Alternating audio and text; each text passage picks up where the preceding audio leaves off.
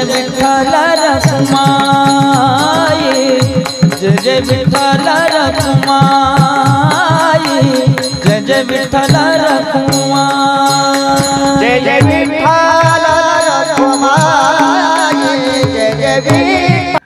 विना पुस्तक धारिणी भयतां दाड्यन्धकारापहं हस्ते स्फटिकमालिका विदधतीं पद्मासने संस्थितां वन्दे तां परमेश्वरीं भगवतीं बुद्धिप्रदां शारदां मनोजवं मारुतुल्यवेगं जितेन्द्रियं बुद्धिमतां वरिष्ठं वातात्मजं वानरयूथमुख्यं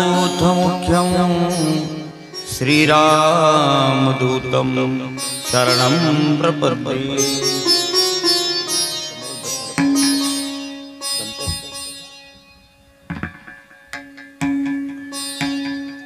सगळ्यांनी हात जोडा, माझ्या मागे तुम्ही सगळ्यांनी स्तवन म्हणायचं. नमो सद्गुरु तुकया ज्ञानदीपा. सगळ्यांनी म्हणा नमो सद्गुरु सच्चिदानंद रूपा. नमो सद्गुरु सच्चिदानंद रूपा. नमो सद्गुरु भक्त कल्याण मूर्ति. नमो सद्गुरु भक्त कल्याण मूर्ति. नमो सद्गुरु भास्करा पूर्ण कीर्ति. नमो सद्गुरु भास्करा पूर्ण कीर्ति.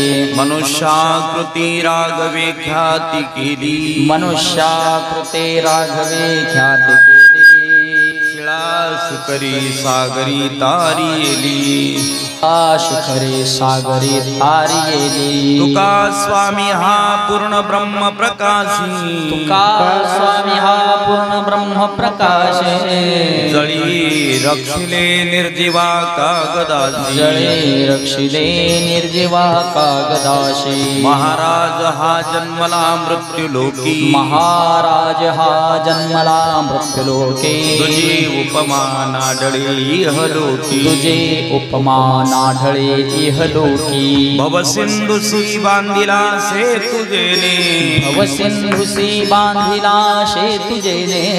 अनाथा दिना कारणे तू कयाने. अनाथा दिना कारणे तू कयाने. तुका भासला मानवी वेशधारी. भासला मानवी वेशधारी. परिहालिला विग्रही निर्विकारी. परिहालिला विग्रही निर्विकारी. स्वये श्री हरि व्यापक सर्व जीवा. सोये श्री हरि व्यापक सर्व जीवा.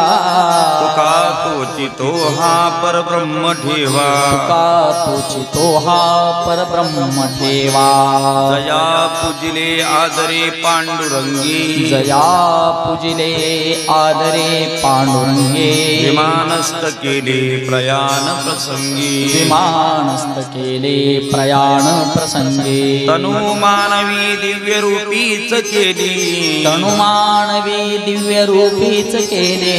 न त्यागितीये दिव्य लोकाशी नेली. न त्यागितीये दिव्य लोकाशिनी. जगद्गुरु तुकाराम महाराज की जय.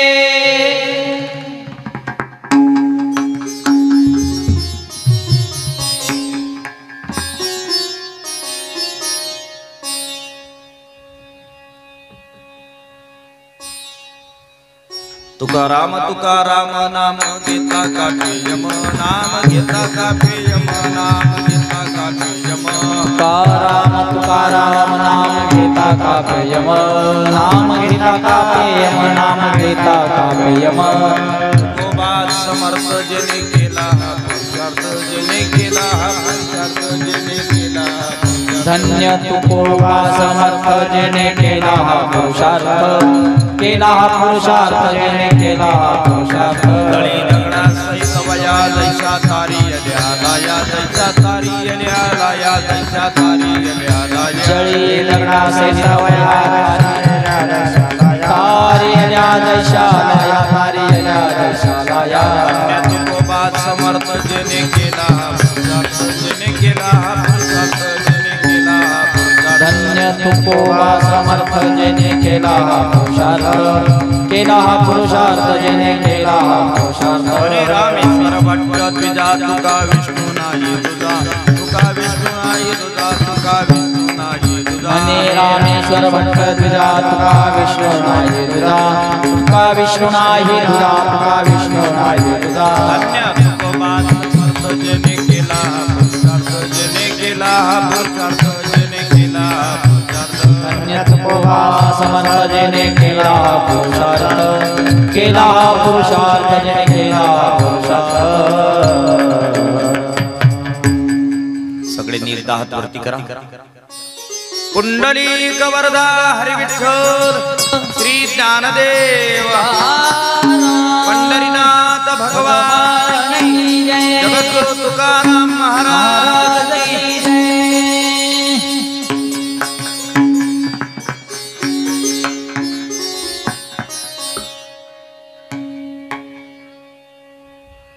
जगद्गुरु श्री संतो तुकाराम महाराज सेवा ट्रस्ट लोणी यांच्यातर्फे आयोजित असणारा बेजोत्सवाच्या निमित्ताने जगद्गुरु तुकोबारांच्या गाथेवरचा भावनिरूपण सोहळा यातल्या पहिल्या पुष्पासाठी आपण सर्वजण एकत्र जमलेत।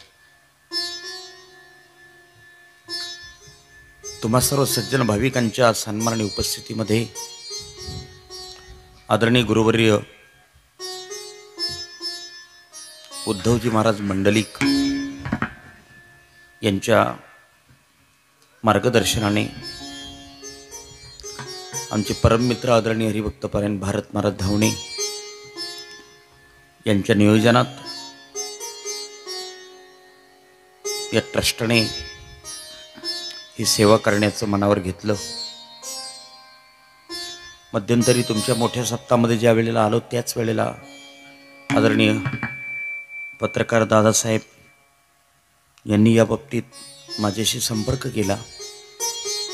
आमचं बऱ्याच वेळेला बोलणं झालं आणि तुकोबारांच्या जीवनावर भावकथा करावी आणि तीही तुकाराम महाराजांच्या बीज महोत्सवालाच करावी असा एक कयास होता। पण अडचण एक होती की या पिरियडमध्ये कार्यक्रम खूप असतात, कीर्तनं खूप असतात, परंतु मी पण ठरवलं की काही हरकत नाही, सेवा घडलीच पाहिजे, प्रवास वाचेल, एका ठिकाणी आपल्याला अधिक अभ्यास करता येईल, बोलता येईल, तुम्हा साधकांची सेवा करण्याचा योग प्राप्त होईल। आदरणीय महाराष्ट्र राज्याचे महसूल मंत्री माननीय नामदार राधाकृष्णजी विखे पाटील साहेब यांची प्रेरणा या कार्यक्रमाला आहे, असते नेहमी सदैव। ताईसाहेब आज उपस्थित आहेत, तर मला वाटतं मी माझ्या या परिसरामध्ये जेवढेही कीर्तन झाले त्या प्रत्येक कार्यक्रमांना ताई हजर असतात। आनंद वाटतो। आज पहिला दिवस आहे, पहिल्या दिवशी सगळं जेमतेम असतं,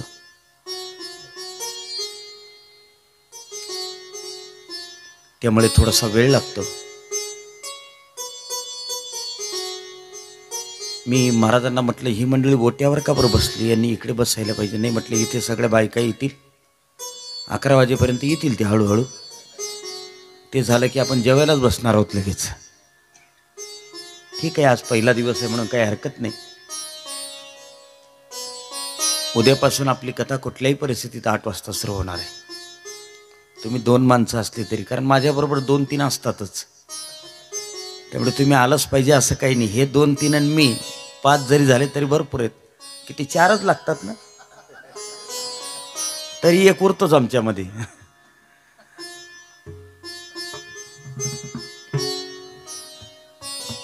माझ्यासोबत आलेले गायनाचार्य आदरणीय हरिभक्तपरायण मिलिंदजी महाराज या ठिकाणी उपस्थित आहेत। तालमर्षी मृदंगाचार्य हरिभक्तपरायण मयूरजी महाराज या ठिकाणी उपस्थित आहेत आणि सेंतवर विराज महाराज आहेत, कदम ना मगर विराज महाराज मगर आहेत। आदरणीय सर आहेत हार्मोनियमवर, विनेकरी बुवा आहेत। या सगळ्यांसाठी एकदा टाळी वाजवा जोरदार। ही टाळी एवढ्यासाठी वाजली की आता हे 7 दिवस रिझर्व झालेत, यांना आता कुठेच जाता येणार नाही एका टाळीमुळे, हे लक्षात घ्या तुम्ही। बसा बसा, लवकर बसा.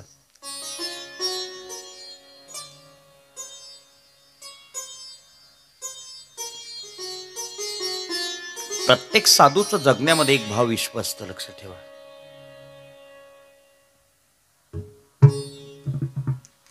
संतांचं चरित्र या मंडळाने ठरवलं आपल्याला करायचं. काय उद्देश असावा त्याचा, काय त्याच्या पाठीमागे काय असावा उद्देश, लक्षपूर्वक ऐका.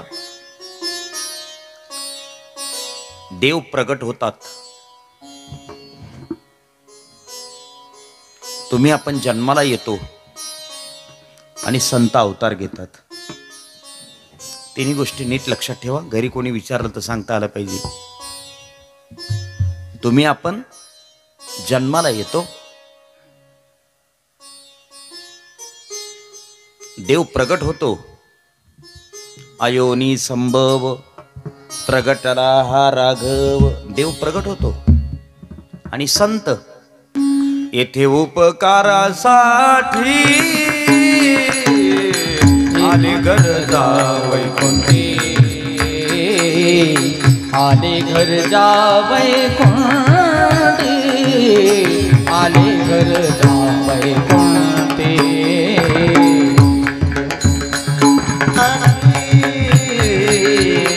आले घर जावै कुंठी, आले घर जा वैकुंठी, आले घर जा वैकुंठी.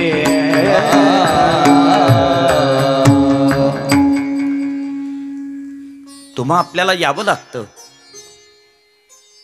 देवाला आणावं लागतं, संत येत असतात. फरक कळला? तुम्हा आपल्याला यावंच लागतं. जेथ जयाजी कर्मसूत्र ते तै मांडिले स्वतंत्र, त्वा तिये गती सिमळ गात्र होण्याची लगी. आपल्याला इच्छा असो अथवा नसो यावंच लागतं. काय होतंय धावणे महाराज, एक गोष्ट लक्षात घेऊ द्या ना. एक लाईट असा थोडासा इकडे श्रोत्यांवर आला पाहिजे. त्यांच्या चेहऱ्यावरचे भाव मला काहीच दिसत नाही. भाऊ लाऊडस्पीकरवरले थोडं लक्षात ठेवा. उद्या इथे या पोलाला एक लाईट बांधून श्रोत्यांवर सोडा थोडंसं, म्हणजे मला कळेल तरी रडतं का कोणी हसतं का काय करतं नेमकं. ह्या दोन्ही गोष्टी, रडणं आणि हसणं नाही कळलं तरी चालेल, पण झोपतं कोण एवढं तरी कळेल किमान. तेवढं कळण्यासाठी तरी लाईट पाहिजेच एक. ऐ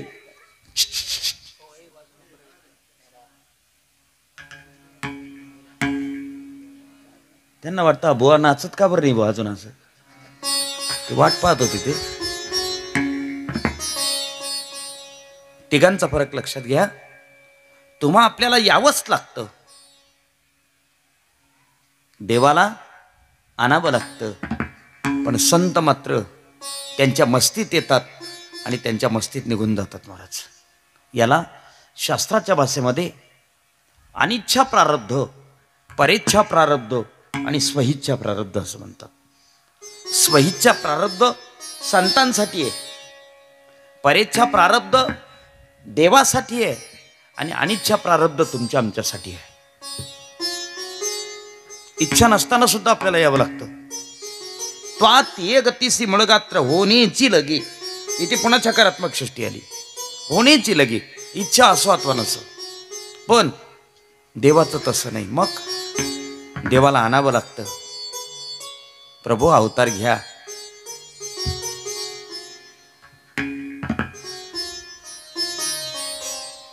अकांड तांडव माजलंय पृथ्वीवर, या तुम्ही जन्माला या. देवाला आणावं लागतं. संत मात्र येतो जातो आम्ही देवाचे सांगाती. आम्ही आमच्या इच्छेने येतो आणि आमच्या इच्छेने जातो. स्वतःच्या इच्छेने येणारे आणि स्वतःच्या इच्छेने निघून जाणारे जे संत असतात ते जगात क्रांती करत असतात. लक्षात ठेवा. ज्ञानोबा ज्ञानेश्वरीमध्ये लिहितात, हारपले आपणपे पहावे तै संता ते पाहता दिवसावे, मनोनी ऐकावे वानावे तेची सदा. संतांचं चरित्र उच्चार का? आपली हरवलेली वस्तू जर सापडवायची असेल, आपण जसं एखाद्या दिव्य प्रकाशाची योजना करतो ना, त्या पद्धतीने जीवनाचं तत्वज्ञान जर हरवलं असेल तर संतांच्या संगतीच्या प्रकाशामध्येच ते सापडतं, नाही तर सापडू नाही शकत महाराज. त्याच्याकरता तोच प्रकाश लागतो महाराज. दुसरी गोष्ट भगवान सांगतायत, हे अर्जुना, मला माझे भक्त आवडतात, प्राणापेक्षाही जास्त आवडतात. ते एक वेळेस कदाचित मला माझा प्राण कमी आवडेल, पण माझे संत ते प्राणापेक्षाही आवडतात. वर्णन करतात महाराज, तेही प्राणा परवती आवडती मज निरुती, जे भक्त चरित्रा ते प्रशंसिती. जगद्गुरु तुकोबरांचं चरित्र आपल्याला का अभ्यासायचंय ते नीट ऐका आधी.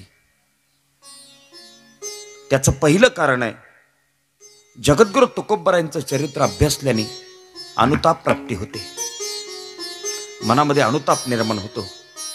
आपण कशा करता जन्माला आलोय, आपला जन्माला येण्याचा उद्देश काय, बरं जन्माला येऊन आपल्याला करायचं काय आणि शेवटी पोचायचं कुठे, हा अनुताप जर कळून घ्यायचा असेल तर त्याच्याकरता संत तुकाराम महाराजांचा अभ्यास करणं आपल्याला गरजेचं आहे. नंबर 2, जगद्गुरु तुकोबर यांचं चरित्र जी जी माणसं अभ्यासतात त्यांना वैराग्याची प्राप्ती होते महाराज. दुसरा मुद्दा, वैराग्याचे 2 प्रकार आहेत. एक जिहासा वैराग्य आणि दुसरं जिज्ञासा वैराग्य. जिहासा वैराग्य म्हणजे काय माहिती आहे तुम्हाला? प्रतिकूल परिस्थितीमध्ये निर्माण होतं आणि थोडाच वेळ टिकतं, त्याला म्हणतात जिहासा वैराग्य.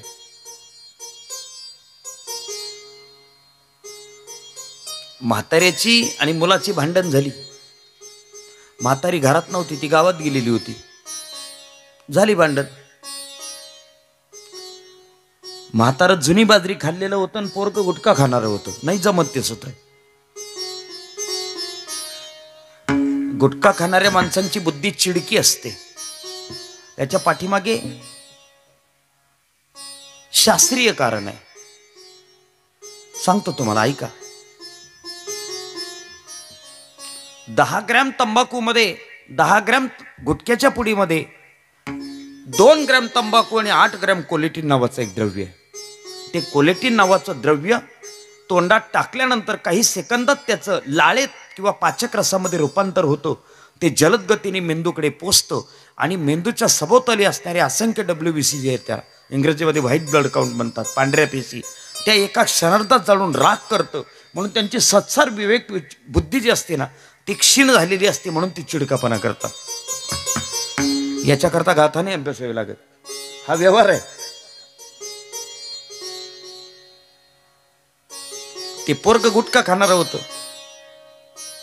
आणि म्हातारा जुनी बाजरी खाल्लेलं होतं. बोलला असेल पोरग, त्याला राग आला म्हाताऱ्याला.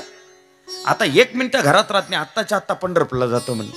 आमचे गुरुजी असं सांगायचे, लोकांना बायका पोरांनी लाता मारल्याशिवाय पंढरपूरचा रस्ता सापडत नाही म्हणे.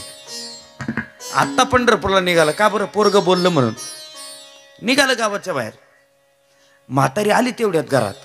तिने पोराला विचारलं, तुझा बाप गेला कुठे? पंढरपूरला. अरे जाय त्याला बोलून आण. तुझा बाप गेला म्हणजे एकटा गेला नाही, मग 2200 रुपये येतात त्याचे श्रावण बाळचे. आपला किराणा सुटतो. जाय त्याला बोलून आण. फुगट नाही सांभाळत आपण म्हाताऱ्याला. जाय. म्हाताऱ्यांनी लक्षात द्या,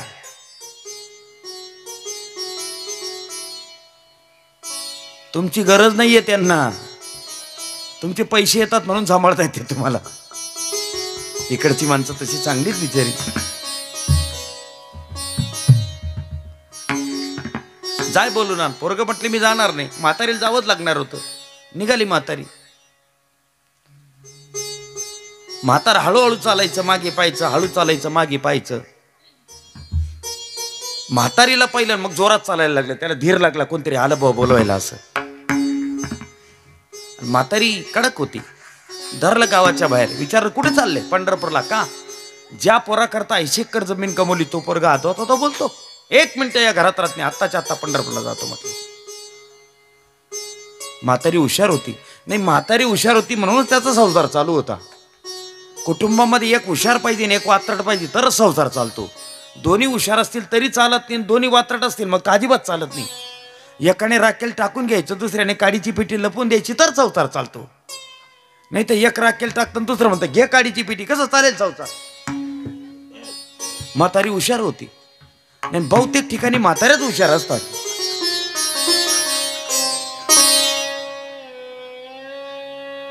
म्हातारी हुशारच होती. धरलं म्हाताऱ्याने, विचारलं कुठे चालले? पंढरपूरला. पंढरपूरला का? ज्या पोरा करता 80 एकर जमीन कमवली ते पोरग हात होतं बोलतं. महाराज म्हातारी इतकी हुशार होती, त्याने काय सांगितलं ते नीट ऐका. तुम्हाला जो पोरगा बोलला तो कोणाचा?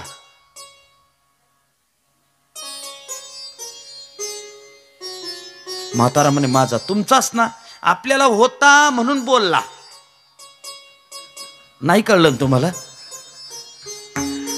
ज्यांना बोलण्याकरता कोणीच नाही त्यांनी दवाखाने पालथे घातले, 3 डॉक्टर मरून गेले तरी त्यांचा तपास नाही.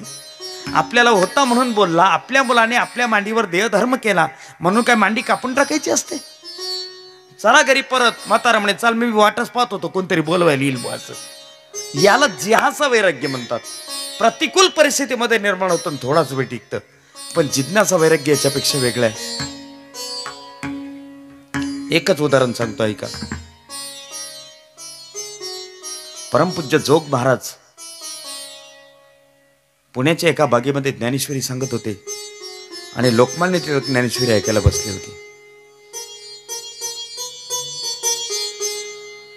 बालपणाची मैत्री होती त्यांची दोघांची, जोग महाराज आणि लोकमान्य टिळक. लोकमान्य टिळकांना कुस्तीचा नाद होता, जोग महाराज कुस्तीगीर होते म्हणून मैत्री होती. एक श्रीमंत व्यापारी बगीचेमध्ये फिरत होता. त्यांनी पहिले लोकमान्य टिळक ज्ञानेश्वरी ऐकतायत. आपण बऱ्याच वेळेला टिळकांना घरी बोलवलं, आले नाही, इथे ज्ञानेश्वरी ऐकतायत. आपण एक काम करू, या ज्ञानेश्वरी सांगणारे बोवालाच आपल्या बंगल्यामध्ये घेऊन जाऊ, म्हणजे तो बरोबर येतील लोकमान्य टिळक. त्याने काय केलं माहिती? पैशांचं पोतं भरलं. पोतं कळतं का तुम्हाला? पोतं पैशांचं. ते पोतं भरलं आणि पोतं भरून जोग महाराजांकडे आणलं. दुपारच्या वेळेला वाम कुक्षेसाठी जोग महाराज पडले होते. ते पोतभर पैसे पाहिले तर जोग महाराजांनी विचारलं ते श्रीमंताला, श्रीमंत एवढे पैसे कशा करता आणले? यजमान पदाची बिदागी. मी समजलो नाही. महाराज तुम्ही इथे जी ज्ञानेश्वरी सांगता ना, ही सांगणं बंद करा. उद्यापासून माझ्या बंगल्यात सांगा. तुम्ही 1 दिवस सांगितले तर 1 पोते भरून देईल, 3 दिवस सांगितले तर 3 पोते भरून देईल. भाग्य त्या जागेवर मी नव्हतो. मी तर तुम्हाला सुद्धा घेऊन गेलो असतो. 7 दिवसाचा असतो, आपण 10 दिवसाचा बसवला असता आणि दिवस परत पोतं होतं ना. जोग महाराज होते ते. जोग महाराजांनी काय सांगितलं? दोन्ही कान उघडे करून ऐका. जोग महाराज म्हटले, श्रीमंत मी तुमचा अनादर करत नाही, पण ही माझी भूमी, हा माझा श्रोता आहे आणि हे माझं व्यासपीठ आहे, हे सोडून मी येणार नाही. महाराज पोतभर पैसे आहेत, पोतभर असू देत, मी नाही येणार. माझं तत्व ठरलेलं आहे, मी नाही येणार. 2 पावलं तो श्रीमंत मागे सरला आणि काय म्हटलं माहितीये? महाराज या अख्ख्या पुणे प्रांतामध्ये तुम्हाला 1 दिवस ज्ञानेश्वरी सांगण्याकरता पोतभर पैसे देणारा हा एकटाच पठ्ठ्या आहे म्हटले. आता जोग महाराज चिल्लेत. जोग महाराज म्हटले, हे पठ्ठ्या, या जोग महाराजांना अख्ख्या पुणे प्रांतामध्ये 1 दिवस ज्ञानेश्वरी सांगण्याकरता पोतभर पैसे देणारा तू एकटा पठ्ठ्या आहे, पण अख्खा भारत फिरून ये, तुझ्या पोतभर पैशाला लात मारणारा हा जोग महाराज एकटाच पठ्ठ्या आहे म्हटले. जाई येत नाही.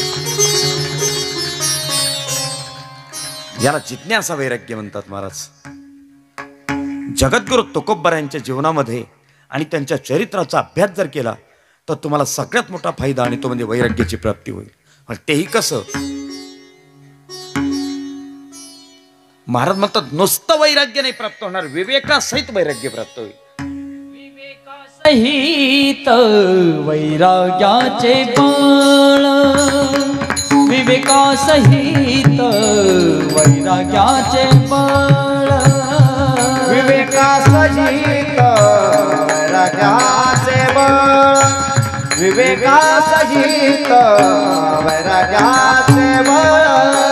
गंधगीत ज्वाळन आग्नी जैसा, गंधगीत ज्वाळन जैसा, विवेकासहित वैराग्याचे बळ, विवेका सहित वैराग्याचे बळ धगधगीत जैसा धगधगीत जैसा विवेका सहित वैराग्याचे बळ विवेका सहित वैराग्याचे बळ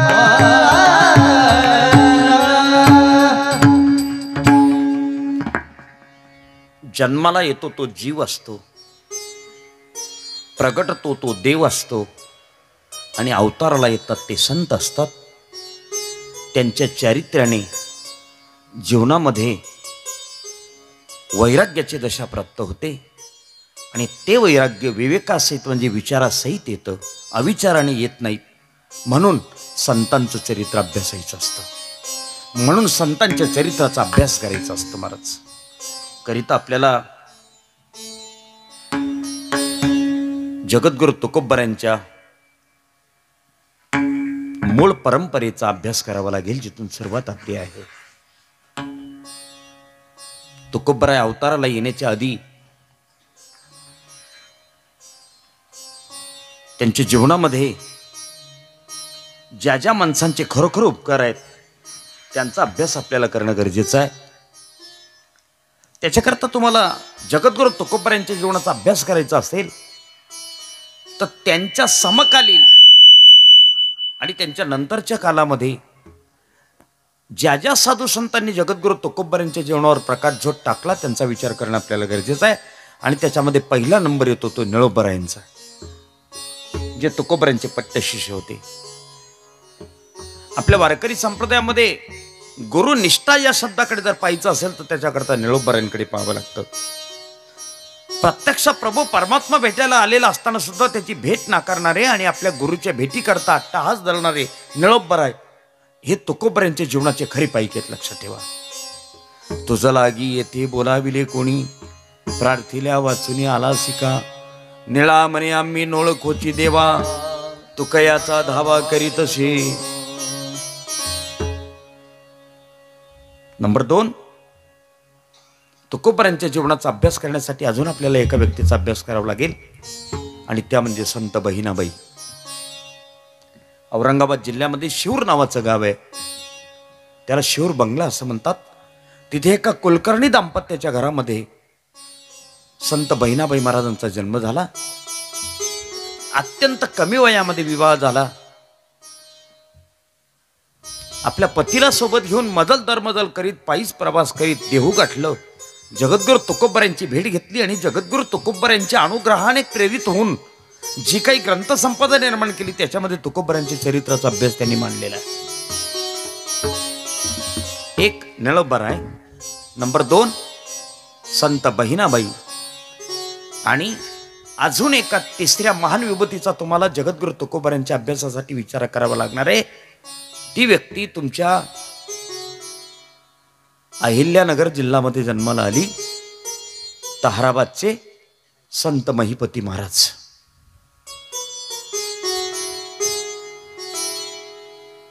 संत महिपती महाराजांनी तुकाराम महाराजांचं जे चरित्र लिहिले ते चरित्र ओवीबद्ध आहे. ते एकदा वाचा, तुम्हाला कळेल जगद्गुरु तुकोबरायांमध्ये कोण येते. असामान्य प्रतिभा आहे.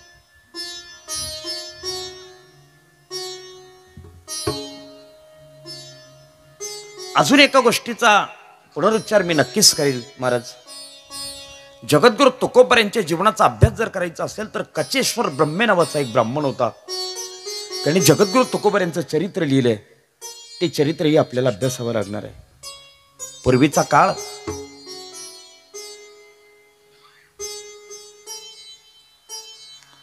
कचेश्वर ब्रह्मे चाकणचे सुभेदार होते छत्रपतींच्या काळामध्ये, पण त्यांना गीता वाचण्याचा छंद होता.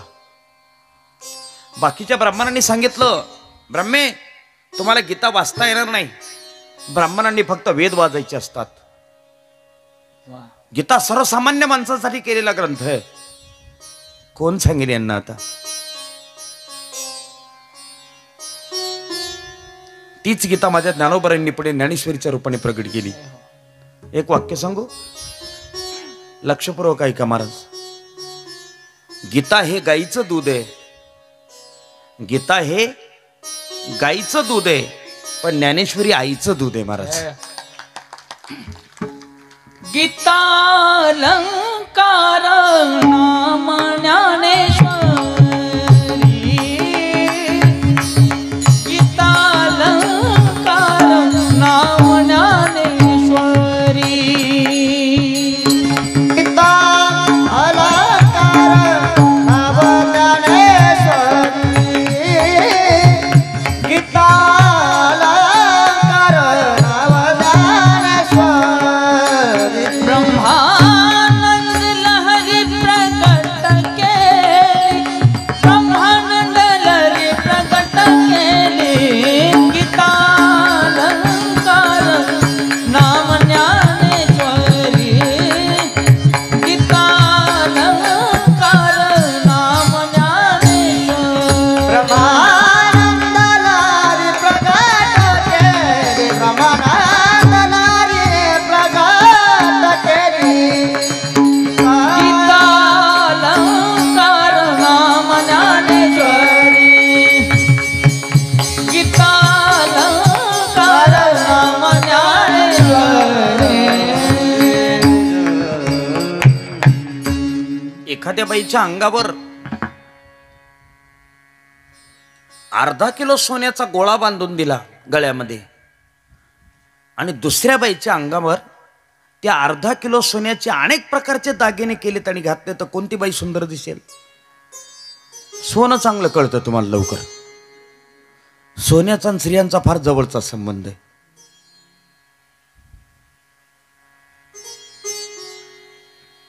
गीता हा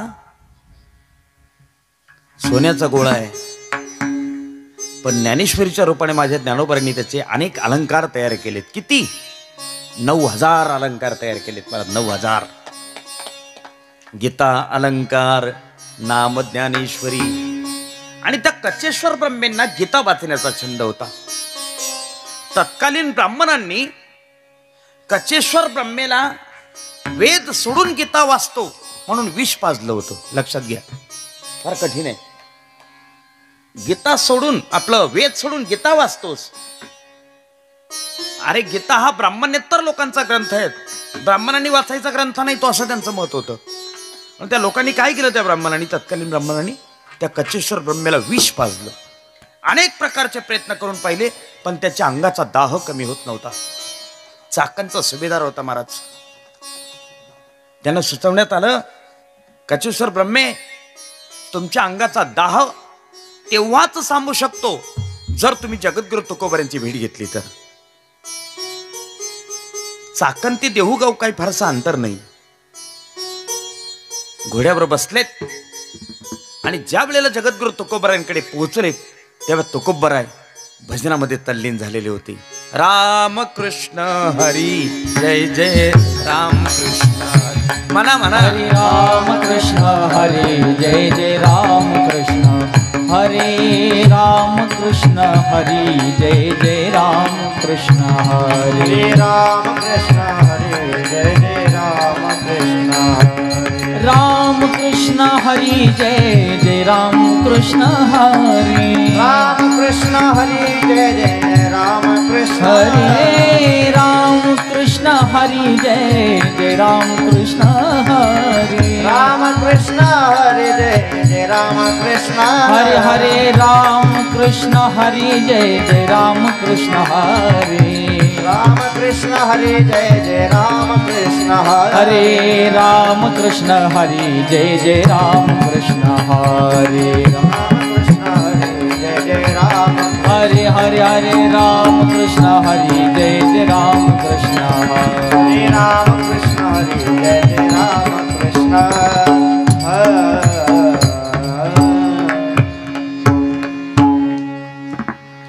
वंश परंपरागत आपल्या मंदिरामध्ये जगद्गुरु तुकोबाराय भजनामध्ये तल्लीन झालेले होते.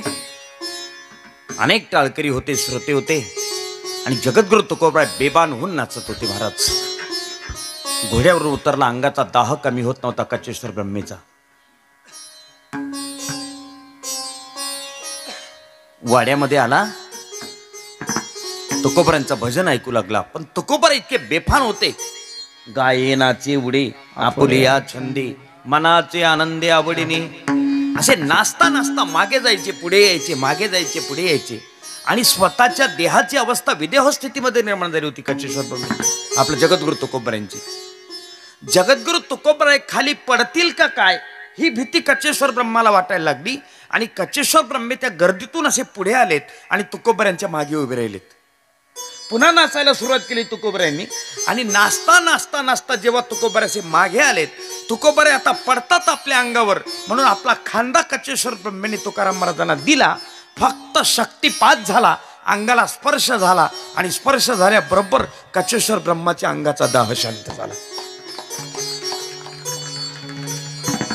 शास्त्रामध्ये अनेक कृपा सांगितलेल्या आहेत. एक त्यातली स्पर्श कृपा आहे.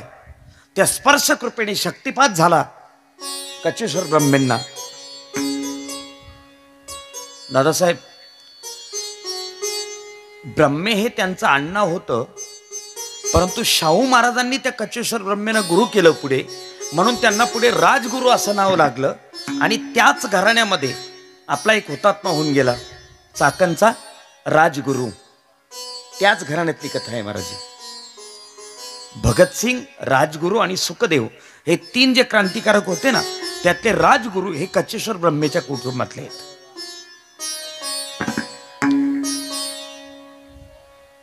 एक शक्तिपात झाला. जगद्गुरु तुकोबरांना फक्त आधारासाठी खांदा दिला, पण परिणाम स्पर्श झाल्याबरोबर काया दिव्य झाली. तो दाह शांत झाला. त्या कचेश्वर ब्रह्मेंनी तुकोबरांचं चरित्र लिहिले, तेही आपल्याला अभ्यासावं लागलं. 4 लोक सांगितली मी तुम्हाला, 4. जगद्गुरु तुकोबरांचा. हा मिलिंद महाराज, एक गोष्ट लक्षात ठेवा, वारकरी भावनेने जर तुम्हाला अभ्यास करायचा असेल तर ह्या 4 लोकांचा अभ्यास करता येईल. रंजकतेसाठी अनेक कवी आहेत आणि अनेक लेखक आहेत, त्यांनी तुकोबरांचं चरित्र या त्यानं प्रकारे रंगवलेलं आहे. ते वाचून उपयोग नाही, आपल्याला वारकऱ्याच्या अंगाने बघायचं. आणि वारकऱ्याच्या अंगाने जर बघायचं असेल तर या 4 लेखकांचा विचार करावा लागेल.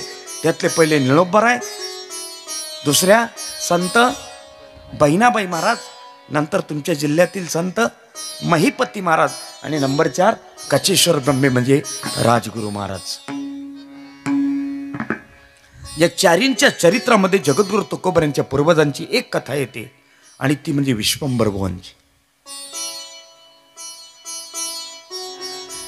जगद्गुरु तुकोबरा विश्वंभर बुवानंतर 8व्या पिढीमध्ये जन्माला आलेत महाराज.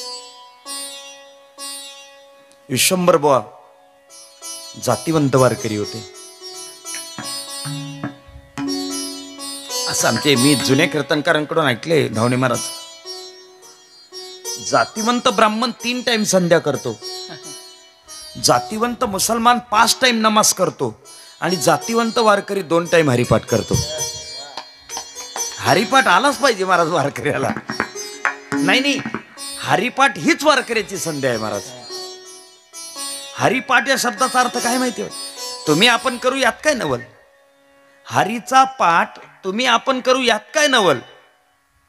मग हरी हरी हरी मंत्र हा शिवाचा, हरी हरी हरी मंत्र हा शिवाचा, हरी हरी हरी हरी मंत्र शिवाचा, हरी हरी हरी मंत्र हा शिवाचा. म्हणती जेवाचा तया मोक्ष, म्हणती जेवाचा तया मोक्ष.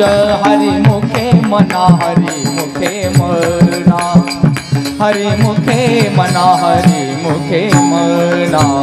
म्हणती देवाचा तया मोक्ष, म्हणती देवाचा तया मोक्ष.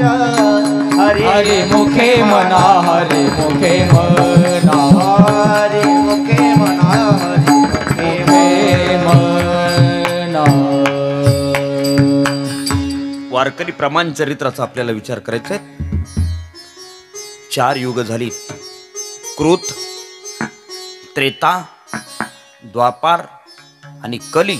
महाराजांचं असं म्हणणं आहे, जे जे झाले अवतार तुका त्याचे बरोबर, तुका त्याचे बरोबर, तुका त्याचे बरोबर जे जे झाले अवतार तुका त्याचे बरोबर तुका त्याचे बरोबर तुका त्याचे बरोबर जे जे झाले अवतार तुका त्याचे बरोबर कृतयुग त्रेतायुग द्वापारयुग आणि कलियुग चारही युगांमध्ये तुकोबराय जन्माला आलेले आहेत. चारही युगांमध्ये महाराजांचं असं वर्णन आहे.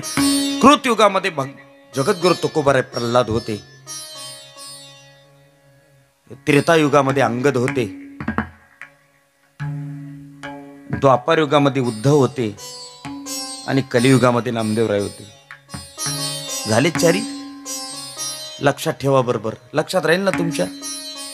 लक्षात राहील का तुमच्या? काय काय ज्यांनी ठेवायचं ते ठेवत नाही. तुम्ही कशाला ठेवता?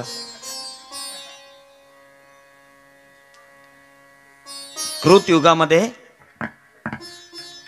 कोण? कृत युगामध्ये प्रल्हाद, त्रेतायुगामध्ये अंगद, द्वापार युगामध्ये उद्धव आणि कलियुगामध्ये संत नामदेवराय.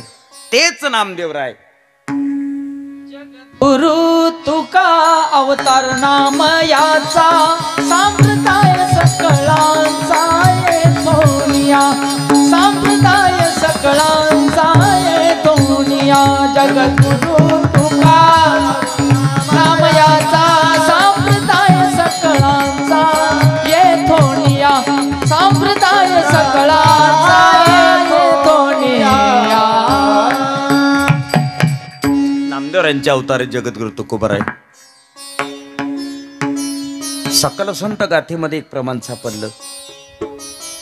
नामा सोडोनी वैकुंठा आणि आले कनकाईच्या पोटा. सकल संत गाथेमध्ये प्रमाण. नामा सोडोनी वैकुंठा आले कनकाईच्या पोटा. कनकाई कोण? कोण कनकाई? जगद्गुरु तुकोबरायांच्या आईचं नाव आहे कनकाई. राहू दे लक्षात. घरच्यांनी विचारलं तर सांगता आलं पाहिजे. तुम्हाला जर विचारलं काय होतं आज, काय नाही, व्यासपीठ होतं,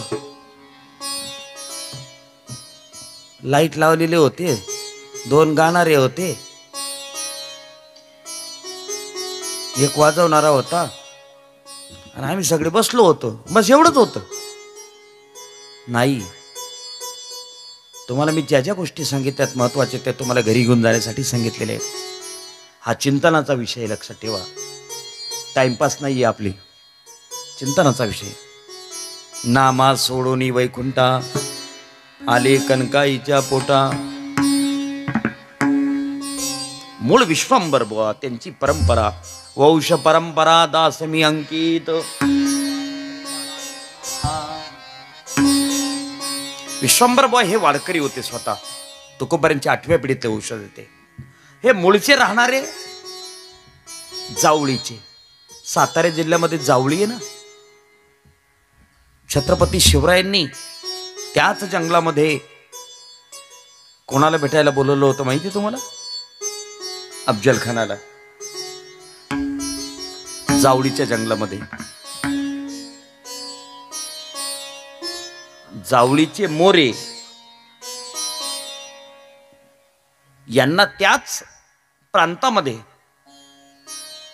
जी काही सनद मिळाली होती ती सनद पुढे शिवाजी महाराजांनी जमा केली. महाराज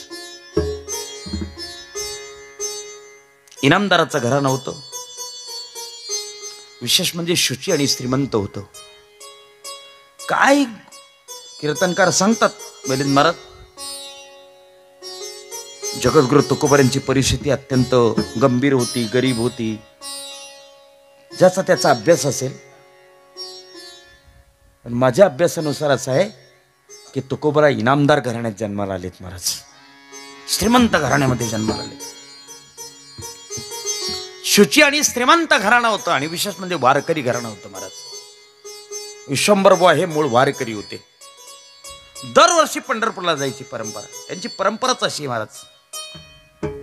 आपल्या वारकरी संप्रदायाची मूळ परंपरा जर तुम्ही पाहिली की जी भगवान शंकरापासून चालू होते, बरोबर, आदिनाथ गुरु सकळ सिद्धांचा, पुढे मच्छिंद्र तयाचा, मच्छिंद्राने बोध गोरक्षाशिकेला गोरक्ष वळला, गहिनी प्रसादे दाता ज्ञानदेवा सार. सोजविले इथपर्यंत आलो का आपण?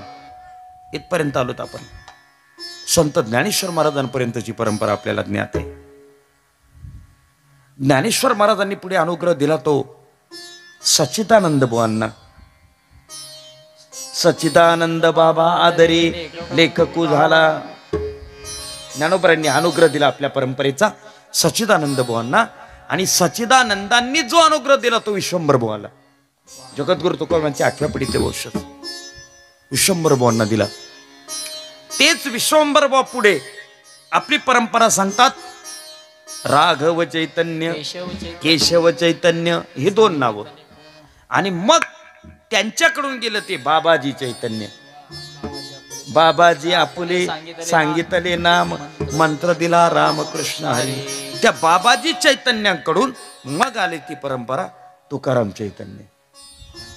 तुम्हाला भगवान शिवापासून ते संत तुकारामांपर्यंत आणून सोडले मी.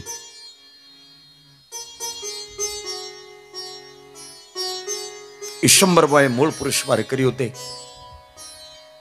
पूर्वीचा काळ पंढरपूरच्या वारीला जावं, रममान व्हावं, एकादशी जायची, द्वादशी जायची, त्रयोदशी जायची, चतुर्दशी जायची, पौर्णिमेची लाही घेतली की मग लोक परतायचेत. आणि विश्वंभर बुवा परत आलेत. परत आल्याबरोबर घरी त्यांना करमेन असं झालं म्हणून रडायला लागलेत. का? आपण ज्या वातावरणामध्ये पंढरपुरामध्ये होतो ना ते वातावरण आता घरी नाही म्हणून. आणि हे साहजिक असतं बरं का. तुम्ही एखाद्या सप्ताहामध्ये रम्मान व्हा, 8व्या दिवशी काल्याचं कीर्तन झाल्यावर घरी जाताना तुमचे डोळे भरूनच येतील. का? पुन्हा हे वातावरण आता वर्षभर मिळणार नाही म्हणून. साहजिक आहे, स्वाभाविक आहे, त्याला काही विशेष नाही एवढं. तुकोबारांचं पण अंतःकरण भरून आलं. तुकोबारांचं मन संसारामध्ये रमेना, आपलं विश्वंभर बुवाचं मन संसारामध्ये रमेना. विश्वंभर बुवांनी ठरवलं की आपण आता दर महिन्याला पंढरपूरला जायचं. मग त्यांनी वारी चालू केली. वारी कशी माहितीये का? वारीचे प्रकार आहेत, ऐका बरं का. पहिली नित्यवारी, दुसरी साप्ताहिक वारी, तिसरी पाक्षिक वारी, चौथी मासिक वारी, 5वी सामाई वारी, आणि 6वी वार्षिक वारी. नाही कळलं ना तुम्हाला? तुम्हाला कळत नाही तेच बरं आहे, नाही तर आम्हाला बोलवणारच नाही तुम्ही. वार्षिक वारी वर्षातून एकचदा, आषाढी, किंवा नाही जमला आषाढीला तर कार्तिकी, हिला वार्षिक वारी म्हणतात. काही काही लोक सामाई वारी करतात, आषाढी पण करतात आणि कार्तिकी पण करतात. काही काही लोक मासिक वारी करतात, दर महिन्याला पंढरपूरला जायचं एकादशीला दर्शनाला. काही लोक पाक्षिक वारी करतात. पाक्षिक म्हणजे काय? पंधरवाड्यात पंढरपूर. शुद्ध पक्षातल्या एकादशीला आपण आणि वद्य पक्षातल्या एकादशीला आपण दोन्ही एकादशीला जायचं, देवाचं दर्शन घ्यायचं, त्याला पाक्षिक वारी म्हणतात. काही साप्ताहिक वारी करतात, म्हणजे आठवड्यातून एकदा जायचं दर बुधवारी आणि पांडुरंगाचं दर्शन घ्यायचं. काही काही नित्यनेमाची वारी करतात, रोज पांडुरंगाचं दर्शन घेतात. आता याच्या पुढचे सांगू का? काही काही तर असेच ताईसाहेब दिवसातून 3-3 टाइम पंढरपुरात देऊन देवाचं दर्शन घेतात. आता सध्या परिस्थिती कठीण आहे, कारण गर्दी इतकी वाढली, जागतिक पातळीवरचं तीर्थक्षेत्र झाले पंढरपूर. तुम्ही असंही कधी गेलात ना, तुम्ही म्हणजे तुम्ही नाही, तुम्हाला केव्हाही दर्शन मिळेल. आम्ही जर असे केव्हाही गेलो ना, कोणत्याही महिन्यात जाऊ द्या, कोणत्याही ऋतूमध्ये जाऊ द्या, धावणे महाराज कमीत कमी 4-5 तासाशिवाय दर्शनच होत नाही. इतकं कठीण झालंय, इतकं कठीण झालंय. पहा, नवीन सांगतो आता ऐका. काही लोक वार्षिक वारी करतात, काही सामाई करतात, काही मासिक करतात, काही पाक्षिक करतात, काही साप्ताहिक करतात, आणि काही नित्यवारी करतात.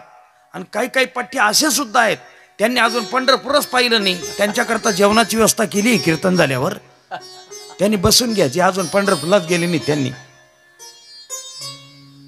हे पण आहेत काही काही. ऐका, मासिक वारी करायची विश्वंभर बुवा. पण ती मासिक वारी कशी माहिती का? जे महिन्याची वारकरी करतात ना ती. ऐका, शुद्ध एकादशीला पंढरपूरला असायचं, द्वादशी सोडायची, पंढरपूरहून पायी पायी पायी पायी निघायचं, वद्य दशमीला आळंदीला येऊन पोचायचं, वद्य एकादशीला आळंदीला राहायचं, एकादशी सोडली की द्वादशीला निघायचं, तर पुढच्या एकादशीला पंढरपूरला पोहोचायचं पायी पायी. याला महिन्याचे वारकरी म्हणतात. विश्वंभर भाऊ महिन्याचे वारकरी होते महाराज. ते महिन्याचे वारकरी असे मस्तीत असतात महाराज. ते रस्त्याने चालताना कोणाची केळी घेऊन खात नाही, कोणाचा चहा पित नाही. त्यांचे घर सुद्धा ठरलेले आहेत महाराज. त्याच घरी ते जाणार, त्याच घरी मुक्कामाला जाणार, त्याच घरी जेवण करणार, त्याच घरी पाणी पिणार, रस्त्याने कुठे थांबत सुद्धा नाही ते. म्हणून तो जमतो ते. आपण कुठे बी नंबरच लावतो. त्या माऊलीच्या सोहळ्यामध्ये काही काही वारकरी महाराज काय सांगाव तुम्हाला, गर्दी दिसली की नंबर लावलाच त्यांनी. एक बाई भर गर्दीमध्ये उभी राहिली, अर्धा तास तिचा नंबर लागला नाही, आणि अर्धा तासांनी जेव्हा नंबर लागला तेव्हा तिला कळालं दाढी करायचं दुकान होतं. ते काय करता आता, हे सुद्धा पाहण नाही हो लोकांना. गर्दी दिसली का नंबरच लावतात. चिवडा घे, लाडू घे, पेढे घे, पाण्याच्या बाटल्या घे, आणि इतकी वाईट परिस्थितीवर जिथे खातात तिथेच फेकतात. एक घासभर खातात आणि मूठभर फेकतात.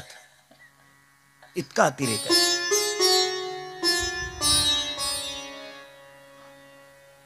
शंभरबांनी वारी चालू केली महिन्याची. 12 वर्ष वारी केली महाराज, 12 वर्ष. आणि विश्वंभरबा थकलेत. थकल्यानंतर एके दिवशी भगवान पांडुरंगाने स्वप्नामध्ये येऊन विश्वंभरबांना दृष्टांत दिला. बाबा, तुम्ही दर महिन्याला मला भेटायला येता, आता याच्या पुढे येऊ नका. का? तुम्ही थकलेत. आता मीच तुम्हाला भेटायला देहूला येतो म्हटले. माणसाने अशी भक्ती करावी महाराज. आपण देवाकडे जाऊ यात काय नवल, देवाने आपल्याकडे आलं पाहिजे. ती भक्ती महाराज, ती आपली वेळ. तुलसी बार बार कहे प्रभु तू मेरा है, तुलसी बार बार कहे प्रभु तू मेरा है. ए प्रभु तू एक बार तो कह दे तुलसी तू मेरा है.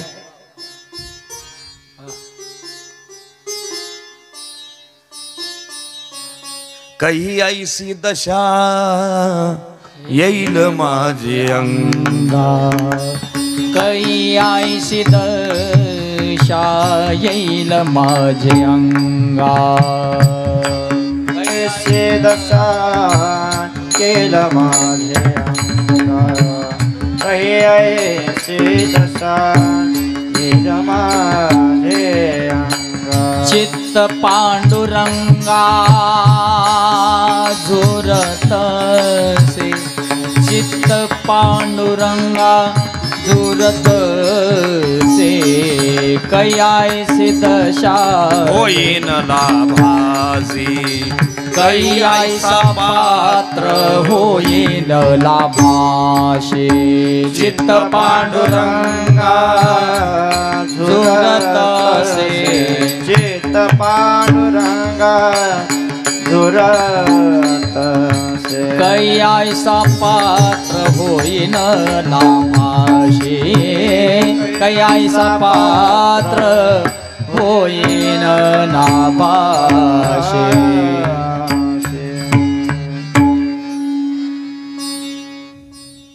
कधी अशी दशात आपण देवाच्या दारात जातो, यात नवल नाही महाराज, यात भक्तीचं नवल नाहीच आहे. मग देवाने आपल्या दारात आलं पाहिजे. जगद्गुरु तुकोबारांच्या जीवनामध्ये हा प्रसंग घडला महाराज. कोणता? पाहुणे घरासी आजी आली ऋषिकेशी, काय करू उपचार कोप मोड की दरदर. आलाय महाराजांच्या जीवनामध्ये असा प्रसंग. विश्वंभर बुवांना भगवान पांडुरंगाने स्वप्नात येऊन सांगितलं, बाबा आता तुम्ही येऊ नका पंढरपूरला, तुम्ही थकलेत, आता मीच येतो. अस्वस्थ झालेत, काय करावं कळत नव्हतं. दुसऱ्या दिवशी पुन्हा दिवस गेला, रात्र पडली, झोपलेत. पुन्हा दृष्टांत झाला. विश्वंभर बुवा, मी तुमच्या शेतामध्ये आलोय, आंब्याच्या वनामध्ये उद्या सकाळी जा, जिथे अभिराचा आणि बुक्क्याचा सुगंध येईल त्या जागेवरची भूमी कोरा मी तुम्हाला सापडेल. दुसऱ्या दिवशी सकाळी उठलेत, अख्खं देव गाव जमा केलं विश्वंभर बुवांनी आणि सांगितलं, लोको मला असा असा स्वप्नामध्ये दृष्टांत झालाय. वारकरी संप्रदायाचा आणि स्वप्नाचा फार जवळचा संबंध आहे महाराज. जगद्गुरु तुकोबारांनाही सद्गुरूची भेट झाली, ती कुठे झाली? स्वप्नातच झाली महाराज. एरवी स्वप्न असत्यवादाशी प्रकटित आहे. स्वप्नामध्ये घडलेल्या सगळ्याच गोष्टी घडतात असं नाही, पण साक्षात्कार साधूच्या जीवनात स्वप्नातच झालेला आहे महाराज. ज्ञानोबांनी काय गोड दृष्टांत दिला ना, तरी स्वप्नावनी जागृती येता, काय पाय दुखती पंडूस होता, की स्वप्नामध्ये असता प्रवास होय. काय गोड दृष्टांत दिलाय. काही काही माणसं रात्री स्वप्नामध्ये 5-5 किलोमीटर पायी चालतात. किती किलोमीटर? 5-5 किलोमीटर. आणि दुसऱ्या दिवशी सकाळी उठल्यावर त्यांचे काय पाय दुखतात का? नाही. का? स्वप्नातलं चालणं हे स्वप्नातलं चालणं आहे. तैसा स्वप्नामध्ये असता प्रवास होय. स्वप्नातला प्रवास हा स्वप्नवतच आहे. आमचे गुरुजी असं सांगायचे, एका माणसाने रात्री स्वप्नात मोटरसायकल विकत घेतली. कुठे? लक्ष आहे का तुमचं? झोपले, तुमचे चेहरेच दिसत नाही मला. कुठे कुठे विकत घेतली? स्वप्नात. जोरात बोलत जा जरा, मी कधी बहिरा माणूस आहे, मला ऐकायला येत नाही. दोन्ही कान बहिरे आहेत माझी, मी बोलतो तेवढंच कळतं मला, बाकी तुमचं काहीच ऐकायला येत नाही. काय काय म्हणतील, बाबा बहिरा होता बरं का रात्री.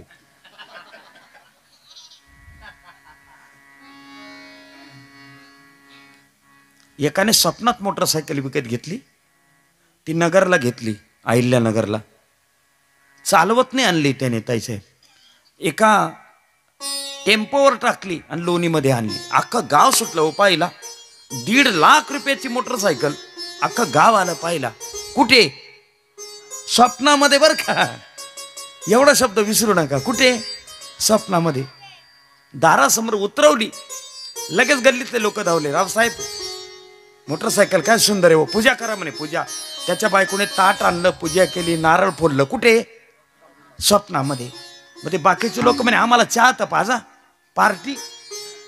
त्याच्या बायकोने चहा ठेवला, लोकांना चहा पाजला. कुठे? स्वप्नामध्ये. मग तो एक माणूस म्हणे आता एक काम करा, आमच्या समोर एक चक्कर मारून दाखवा म्हणे. पेट्रोल नव्हतं, दावणे महाराजांकडून पेट्रोल आणलं. ते पेट्रोल टाकलं गाडीमध्ये. कुठे? स्वप्नामध्ये. आणि बसला गाडीवर. कुठे? स्वप्नामध्ये. चाबी लावली, ऑन केली, क्लच हाफ केला आणि जशी किक मारली तशी अर्धी गोधडी फाडून टाकली.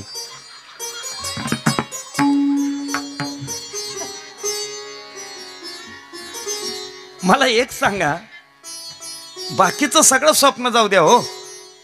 याने गाडी आणली, टेम्पोवर टाकली, दारासमोर आणली, पूजा केली, लोकांना चहा पाजला, सगळं खोटं आहे, पण गोधडी फाटली. याचं काय? ना तरी स्वप्नावनी जागृती येता, काय पाय दुखती पंडूस होता. स्वप्नामध्ये पायी चालणाऱ्या माणसाचे जसे पाय दुखत नाहीत ना, तद्वत. पण वारकरी संप्रदायाचा स्वप्नाचा काय? नामदेवे केले स्वप्ना माझी जागी, पांडुरंगे येऊन या. स्वप्नी पांडुरंगे येऊन या. नामदेवांना दृष्टांत दिला होता की तुम्हाला आता जगद्गुरु तुकोबारांच्या अवताराला जायचंय म्हणून. हे स्वप्नामध्येच.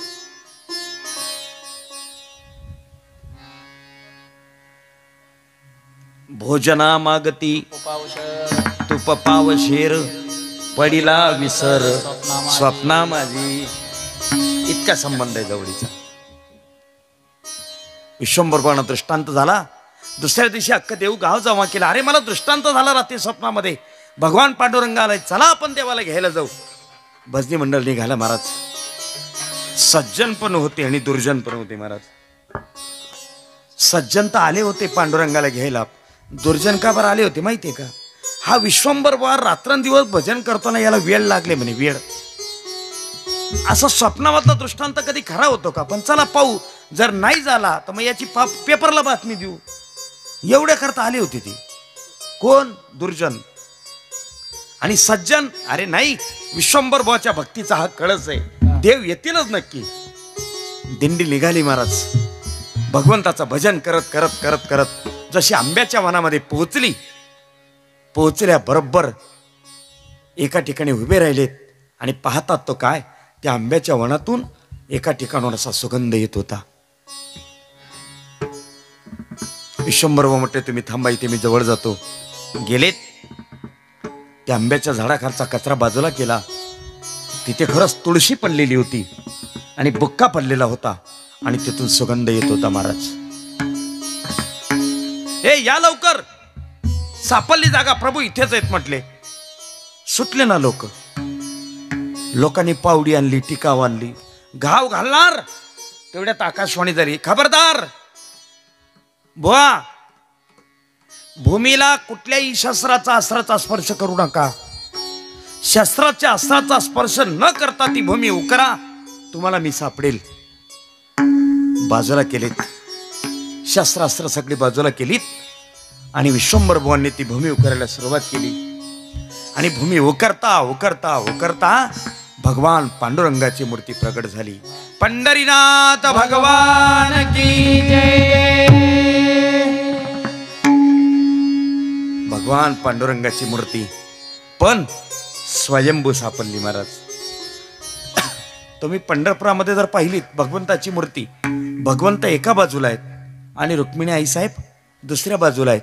पण इथे जी मूर्ती सापडली ती रुक्मिणी आणि पांडुरंगाची एकत्र मूर्ती सापडली. विश्वंभर बुवाला ती मूर्ती काढली, आपल्या डोक्यावर धरली आणि मग लोकांनी भजन करायला सुरुवात केली. महाराज, अख्खं गाव नाचत होतं महाराज, देहूगाव. आणि त्या अख्ख्या देहूगावमध्ये त्या मूर्तीची मिरवणूक काढली.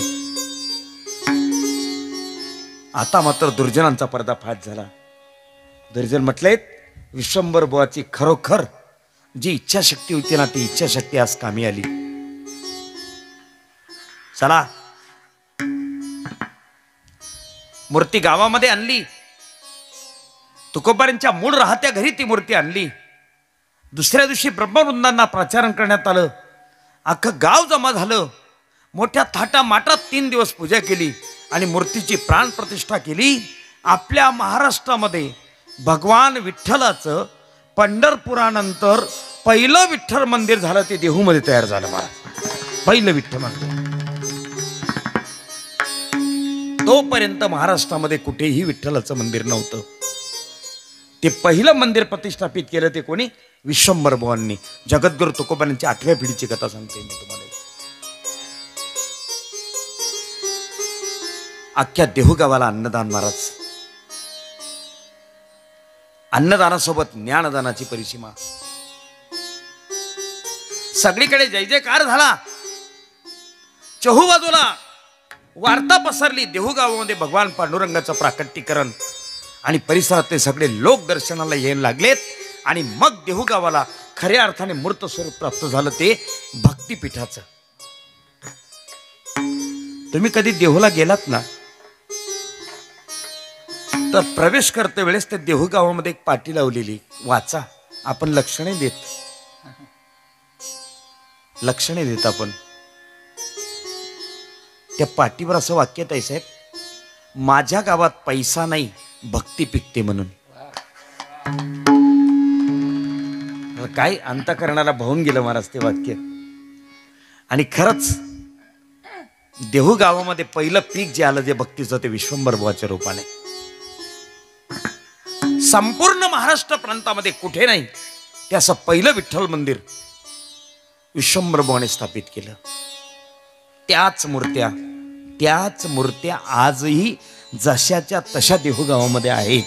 तुम्ही आजही देहूगावामध्ये मंदिरात गेलात, जगद्गुरु तुकोबारांच्या राहत्या घरामध्ये त्याच मूर्त्या आहेत, ज्या स्वयंभू विश्वंभर बुवांना सापडल्यात आणि त्यांनी सन्मानाने त्या घरी आणून प्रतिष्ठापित केले आहेत.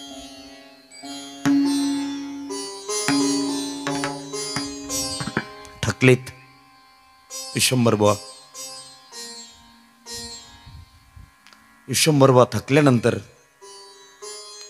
आता पुढे माझी परंपरा कोण चालवेल असं त्यांना वाटू लागलं. विश्वंभर बुवांना 2 मुलं होती. विश्वंभर बुवाच्या पत्नीचं नाव होतं आमाई आणि विश्वंभर बुवांना 2 मुलं होती. एक हरी आणि दुसरा मुकुंदा. विश्वंभर बुवा असे थकलेत आणि थकल्यानंतर भजन करता करता एके दिवशी त्यांनी आपला देह ठेवला. संत महिपती महाराज असं सांगतात की त्या देहू गावामध्ये 8व्या पिढीतल्या विश्वंभर बुवांना सुद्धा भगवंताने स्वर्गातून पुष्पक विमान पाठवलं होतं. त्या पुष्पक विमानामध्ये भगवान स्वतः विश्वंभर बुवांना घेऊन गेले. तेवढी थोर भक्ती विश्वंभर बुवाची होती महाराज. खाली राहिली आमाई. 2 मुलांना घेऊन ते आपला संसार चालत होती. त्यातला एक हरी आणि दुसरा मुकुंदा. हरी आणि मुकुंदा हे जे होते महाराज, हरी आणि मुकुंदा यांना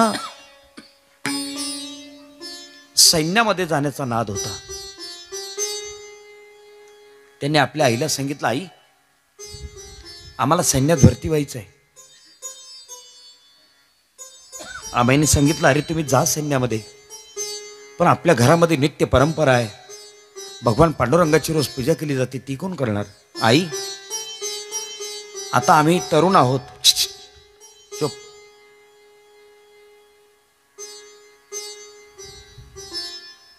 अजून 2 वाजेपर्यंत बसायचे तुम्हाला.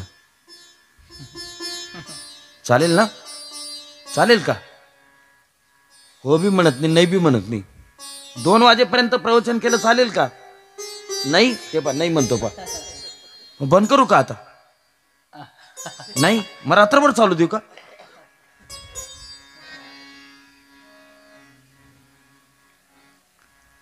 आई आम्ही तरुण आहोत. त्या काळामध्ये यौवनांचं अतिक्रमण होत होतं देशावर. परकीय सत्ता, जुलमी राजवट याने लोक त्रस्त झाले होते. प्रत्येक घरातून एक माणूस सैन्यामध्ये भरती व्हायचा आणि आपलं तारुण्य देशासाठी अर्पण करायचा. हरी आणि मुकुंदा दोघंच्या दोघं सैन्यामध्ये भरती झालेत. त्यांची नियुक्ती देवगिरीला झाली, औरंगाबाद जिल्ह्यामध्ये. आणि ते सैन्यात सुभेदार झालेत, कारण ते अतिशय कर्तबगार सैनिक होते. हरी आणि मुकुंदा दोघंच्या दोघं विश्वंभर बुवाचे चिरंजीव. सैन्यामध्ये भरती झाली, सुभेदार झालेत. त्यांच्या दिमतीला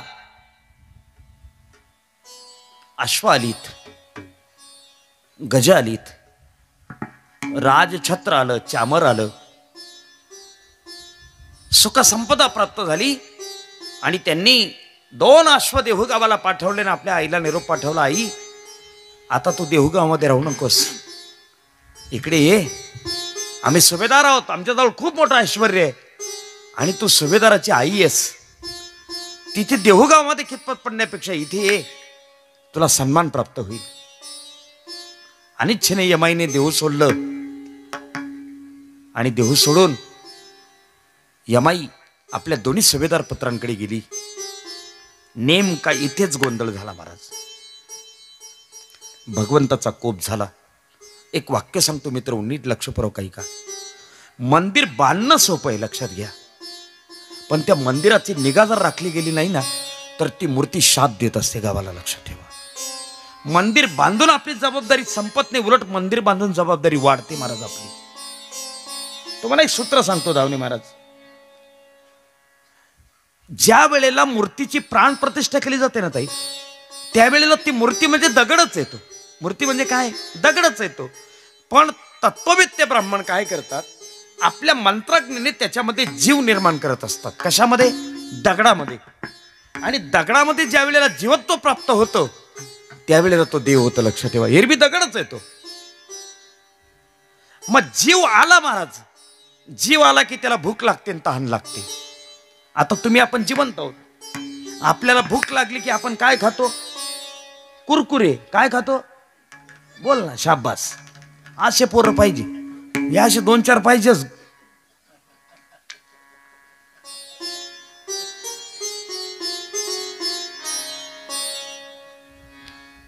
आपण भूक लागली की अन्न खातो आणि तहान लागली की पाणी पितो. मग मला एक सांगा, मूर्तीमध्ये जर जीव आहे तर मूर्तीला ज्या वेळेला तहान लागते आणि मूर्तीला ज्या वेळेला भूक लागते तेव्हा मूर्ती काय खाते?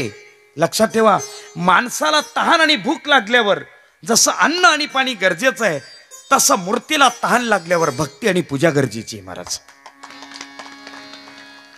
एखाद्या माणसाला तुम्ही जर 2 दिवस जेवण दिलं नाही तर तो घरातल्या माणसांना जसा शाप देऊन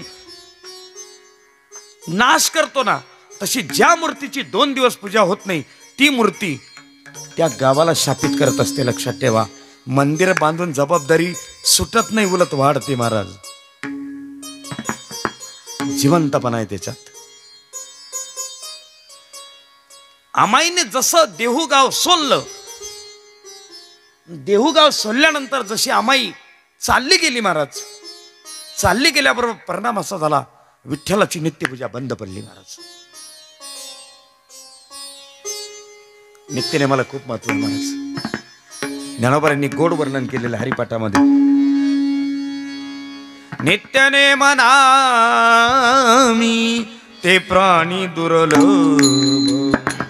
नित्यने मनामी ते प्राणी दुर्लभ, नित्यने मनामी ते प्राणी दुर्लभ, नित्यने मनामी ते प्राणी दुर्लभ, नित्यने मनामी ते प्राणी दुर्लभ, नित्यने मनामी ते प्राणी दुर्लभ, नित्यने मनामी ते प्राणी दुर्लभ, नित्यने मनामी ते प्राणी दुर्लभ.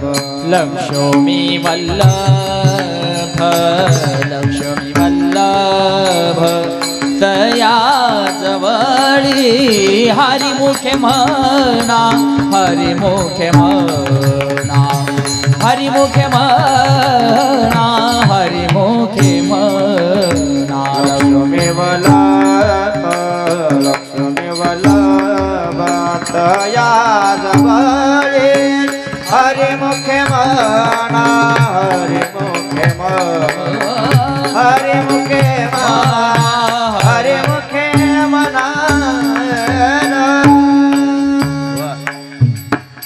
या बात आहे. टाळी वाजवा एकदा जोरात.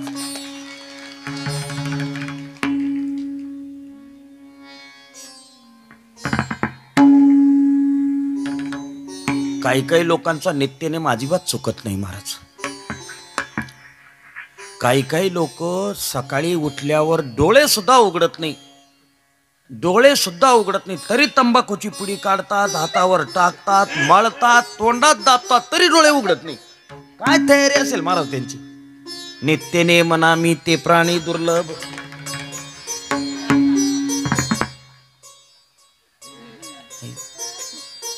दादा, ते तंबाखू खाणाऱ्यांबद्दल मी जास्त बोलत नाही. तंबाखू खाणाऱ्यांकरता ज्ञानेश्वर महाराजांनी ज्ञानेश्वरीमध्ये एक ओवी लिहिलेली. कृष्ण सांगे अर्जुना, जो खाय तंबाखू लावून चुना, तो भक्त माझा जुना जाण कलियुगीचा. उद्या तुम्ही पाहून घ्या, तुम्ही ज्ञानेश्वरीमध्ये ओवी नाही सापडली तर मला सांगा. अध्याय क्रमांक 19 420 नंबरची ओवी पाहून घ्या तुम्ही उद्या. आणि दादा, या तंबाखू खाणाऱ्यांकरता तरी नुसती ओवी लिहिली, त्या बिड्या पिणाऱ्यांकरता तर श्लोक लिहिलाय भागवतामध्ये. धूम्रपानम शतगोदानम, बिड्या पिणाऱ्या माणसांना 100 गाई दान केल्याचं पुण्य मिळतं.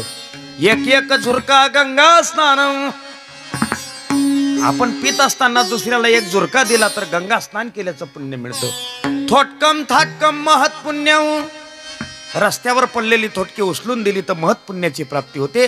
आखी बिडी कन्यादानम. मेड इन मालेगाव आहे बरं का, नाही तर ग्रंथ पाहत बसाल तुम्ही.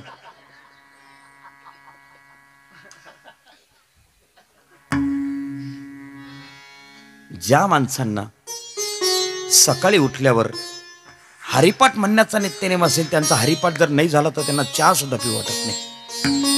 ज्या माणसांना देवपूजा केल्याशिवाय कुठलंच काम करावं असं वाटत नाही, तो त्यांचा नित्यनेम आहे महाराज. आणि नित्यनेम करणारी माणसं जगामध्ये दुर्लभ आहेत असं ज्ञानोबरांचं मत आहे. का? प्रभू परमात्मा सतत त्यांच्या जवळ असतो महाराज. नाम घोष जयाचे मंदिर तेची काशीपुरी तीर्थक्षेत्र तेची काशीपुरी तीर्थक्षेत्र नित्य नाम घोष जयाचे मंदिर तेची काशीपुरी तीर्थक्षेत्र तेची काशीपुरी तीर्थक्षेत्र. नित्य नाम घोष जयाचे मंदिरी. मंदिरी म्हणजे घरी.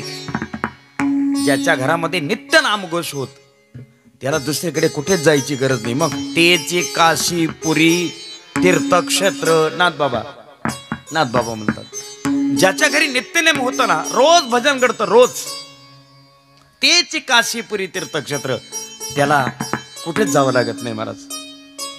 फक्त नित्यनेम घालला पाहिजे महाराज, लक्षात ठेवा. नेमकं तेच झालं. आमाईने देहू सोडलं आणि जशी देवगिरीला गेली आमाई देवगिरीला गेल्याबरोबर तुकोबारायांच्या वंश परंपरेचं जे मंदिर होतं त्या मंदिराची पूजा अर्चना खंडित झाली. एके दिवशी भगवान पांडुरंगाने आमाईला स्वप्नात दृष्टांत दिला. आमाई, काय कमी केलं होतं मी तुला? महिपती बाबा लिहितात, मी तुला काय कमी केलं होतं? मला सोडून चालली गेलीस. माझी पूजा नाही, अर्चा नाही, तुला छत्र, सामर, अश्व, गज, आपली सुभेदार मुलं हेच आवडतं तुला. तुला पांडुरंगाची पूजा नाही आवडली तुला? उठ तिथून, लवकर ये माझ्या पूजेला परत. सकाळी आमाई उठली. उठून तिने आपल्या दोन्ही पोरांना सांगितलं, अरे मला स्वप्न पडलं रे रात्री. काय? मला भगवान पांडुरंगाने पूजा करण्यासाठी मला ताबडतोब आपल्या घरी बोलवलं देऊला. आई, तू रात्रंदिवस भजन करते ना, त्याच्यामुळे तुला भास होतो. तो जाऊ दे, कर आपलं आपले काम. काही असं देवबिव नसतो, काही स्वप्न बिप्न नसतो. गेला तो दिवस. दुसरा दिवस उजळला, दुसराही गेला. सारखा ध्यास दिला होता आता काय होईल. 4 दिवस झाले. 4 दिवस झाल्यावर सुद्धा आमाई येत नाही. भगवंताने पुन्हा एका रात्री स्वप्नात दृष्टांत दिला. आमाई, तुला यायचं नाही का? तुला माझी पूजा करायची नाही का? एक गोष्ट लक्षात ठेव, तू जर 2 दिवसात नाही आली देहूला तर तुझी दोघंचे दोघं मुलं मरून पडतील, एवढं लक्षात ठेव. महिपती महाराज तारकन रात्री झोपेबद्दल उठली. महाराज दिवस उगण्याची वाट पाहत होती. सूर्योदय झाला. आपल्या दोन्ही पोरांना जाग केलं आणि सांगितलं, हरी मुकुंदा, अरे मला पुन्हा दृष्टांत झाला रे स्वप्नात. ले काय? भगवंताने सांगितलं, जर तू 2 दिवसात देहू गावात नाही आलीस तर तुझी दोघंच्या दोघं पोरं मरून जातील म्हणून. हसायला लागले दोघंच्या दोघं. आई, अगं स्वप्न येते, तुला भास होतोय आणि तुझा विश्वास आहे का या गोष्टींवर? एक गोष्ट लक्षात ठेव, जर एवढ्या 2 दिवसात आम्ही मरणार असू तर एक काम कर, तुझ्या हाताने आज स्वयंपाक कर, आम्हाला जेव घाल आणि मग आम्ही जातो मरतो का पाहू आपण. मग तुझी भक्ती खरी आहे का? तुला झालेलं स्वप्न खरं आहे का? तुला घडलेला दृष्टांत खरा आहे का? पाहू आपण. झालं तेच महाराज. आमाईने स्वयंपाक केला, दोघांना जेवायला घातलं आणि जेवण करत असताना महाराज त्या दोन्ही सुभेदारांना सैन्याचा निरोप आला. परचक्र आलाय, आहात त्या स्थितीमध्ये उठा आणि किल्ल्यावर पोचा. परचक्र परत करण्यासाठी लढाई करावी लागणार आहे. जेवता जेवता दोघंच्या दोघं उठले महाराज. कोण कोण? हरी आणि मुकुंदा. जेवता जेवता दोघंच्या दोघं उठलेत. तसंच जेवण सोडलं. आईला बरोबर पाल मनामध्ये चुकचुकली, माझा स्वप्नातला दृष्टांत खरा ठरतोय की काय. आई म्हणते, बाळांनो जेवण तर करा पोटभर. नाही आई, सरसेनापतीचा निरोप आहे, आम्हाला जावं लागेल. युद्धाचे कपडे अंगावर चढवले, हातामध्ये तलवार घेतली. हरी आणि मुकुंदा घोड्यावर टाप मारली, दोघंच्या दोघं निघालीत महाराज. घनघोर युद्ध चाललं देवगिरीच्या किल्ल्यावर. आणि त्या घनघोर युद्धामध्ये देवगिरीच्या किल्ल्यावर हरी आणि मुकुंदा दोघंच्या दोघं मृत पावलेत महाराज. भगवंताचा दृष्टांत खरा ठरला. ही बातमी जेव्हा आम्हाला कळली त्यावेळेला प्रभू परमात्म्याची ताकद कळली महाराज. त्याने परचक्र धावतच होत. हरी आणि मुकुंदापैकी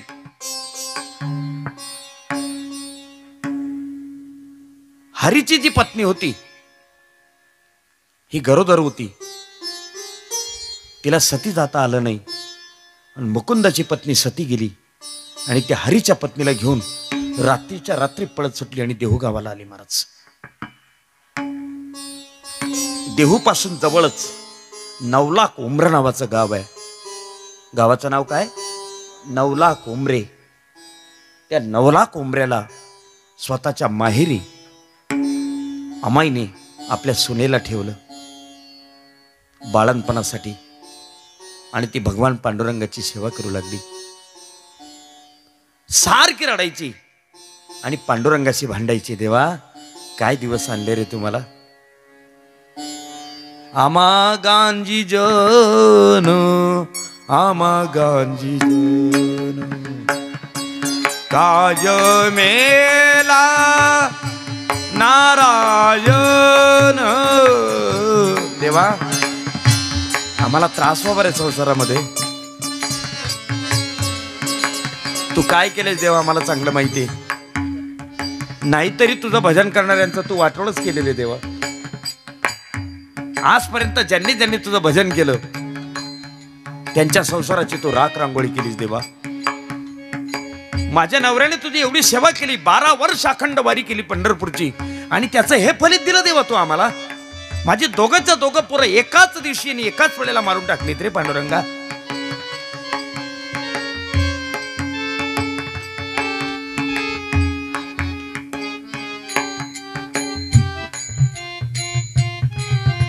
भगवान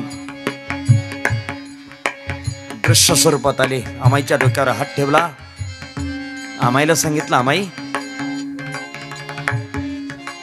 कर्तुम अकर्तुम आणि अन्यथा अकर्तुम तिन्ही शक्ती माझ्या जवळ आहेत. तुम्हाला सांग मी या मिनिटाला तुझे दोघंच्या दोघं पोरं जिवंत करतो. अद्भुत असं चरित्र विश्वंभर भवांचं महाराज. मी आत्ताच्या आत्ता तुझे दोघं पोरं जिवंत करतो. करू? आम्याने सांगितलं देवा नको. ते त्यांच्या प्रारब्धाने गेलेली आहेत. ती त्यांच्या प्रारब्धाने गेली. मला त्यांना पुन्हा जिवंत करायचं नाही. तुला काय पाहिजे ते माग. काही नाही, मला तुझी आठवण पडू दे नकोस. फक्त एवढंच मला तुझ्याकडे मागणं आहे.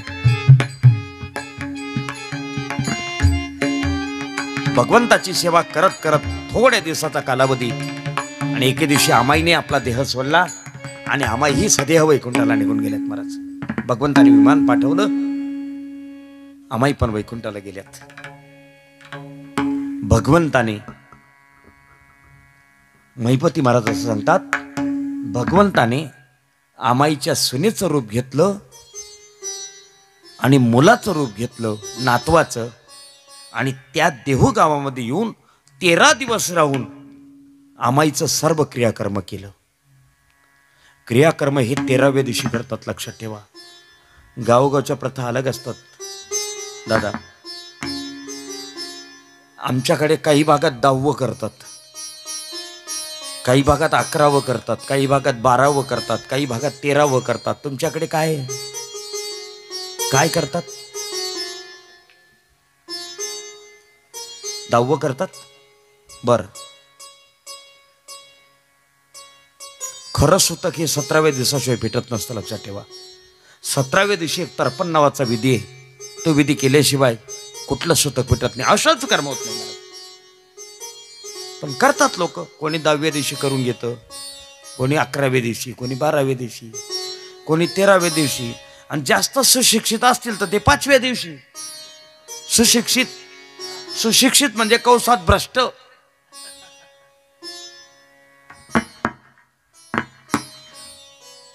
13 दिवस भगवंत स्वतः थांबलेत. भगवंताने सर्व विधी पूर्ण केलेत. आणि महिपती महाराज असं सांगतात की 13व्या दिवशी अख्ख्या देहूगावाला जेवणाचं निमंत्रण दिलं. पूर्ण विधी पार पडलेत. इकडे काय झालं ऐका. इकडे अमाईची सून प्रसूत झाली आणि तिला मुलगा झाला. तो मुलगा लहानाचा थोडा मोठा झाला आणि त्याला घेऊन ती सून ज्या वेळेला देहू गावामध्ये आली त्यावेळेला त्या देहू गावामध्ये विठ्ठलाच्या मंदिराशिवाय कोणीच नव्हतं महाराज. गावातल्या लोकांना विचारलं. पूर्वीच्या काळी फोन नाही, मोबाईल नाही. निरोप द्यायचा म्हणजे एक तर माणसं पाठवी लागायची. आता बऱ्याच सोयी झाल्यात. आता मोबाईल सुद्धा करायची गरज नाही. ते व्हॉट्सअपला टाकलं की लोक वाचून घेतात. ज्याला यायचं तो येतो, ज्याला नाही यायचं तो झोपून राहतो. सुखसोयी येत या. सुधरून गेलेत लोक. सुधारण्याचे लक्ष नाही ते सगळे.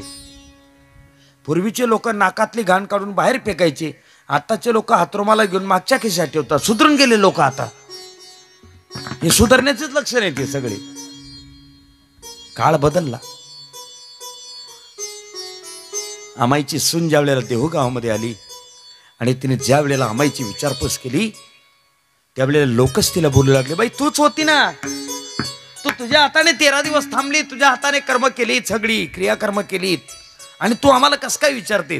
त्यावेळेला तिला कळालं हा सगळा देवाचा खेळ आहे म्हणून. तिचा मुलगा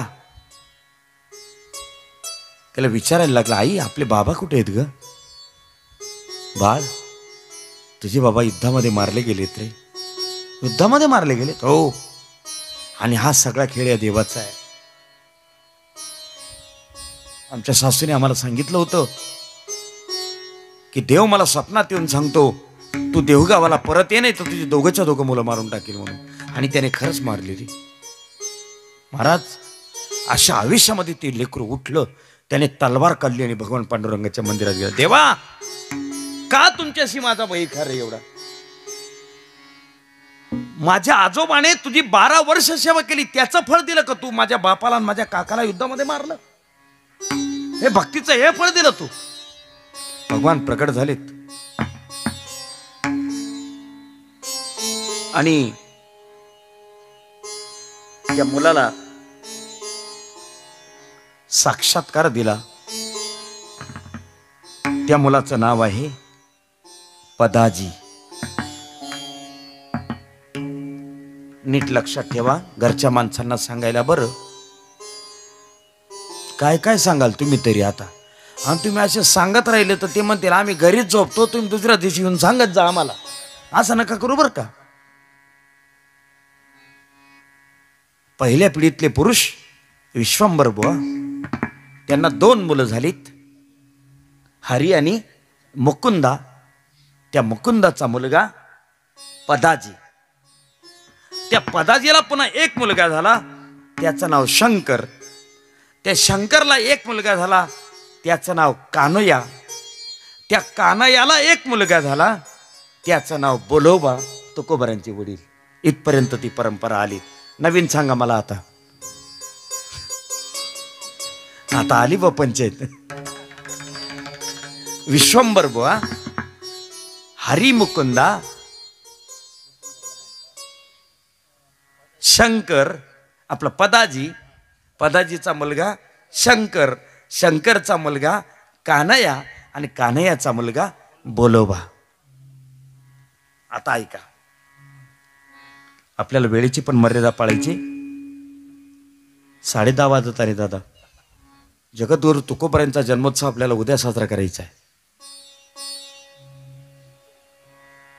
आज आपण ही कथा बोलोबा आणि कनकाई या दोघांच्या जीवनापर्यंत आणून सोडलेली, जी विश्वंभर भावापासून प्रारंभ झाली. तुकोबारांचा उद्या आपण जन्म करू जरा थाटामाटात.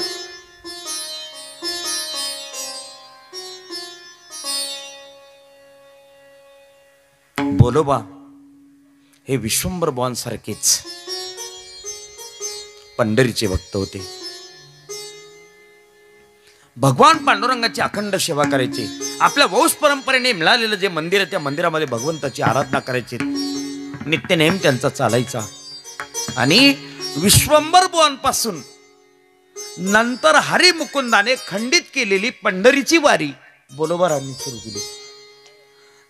बघा तुम्ही किती खंड पडलाय वारीमध्ये, लक्षात घ्या जरा, लक्षात घ्या किती खंड पडलाय.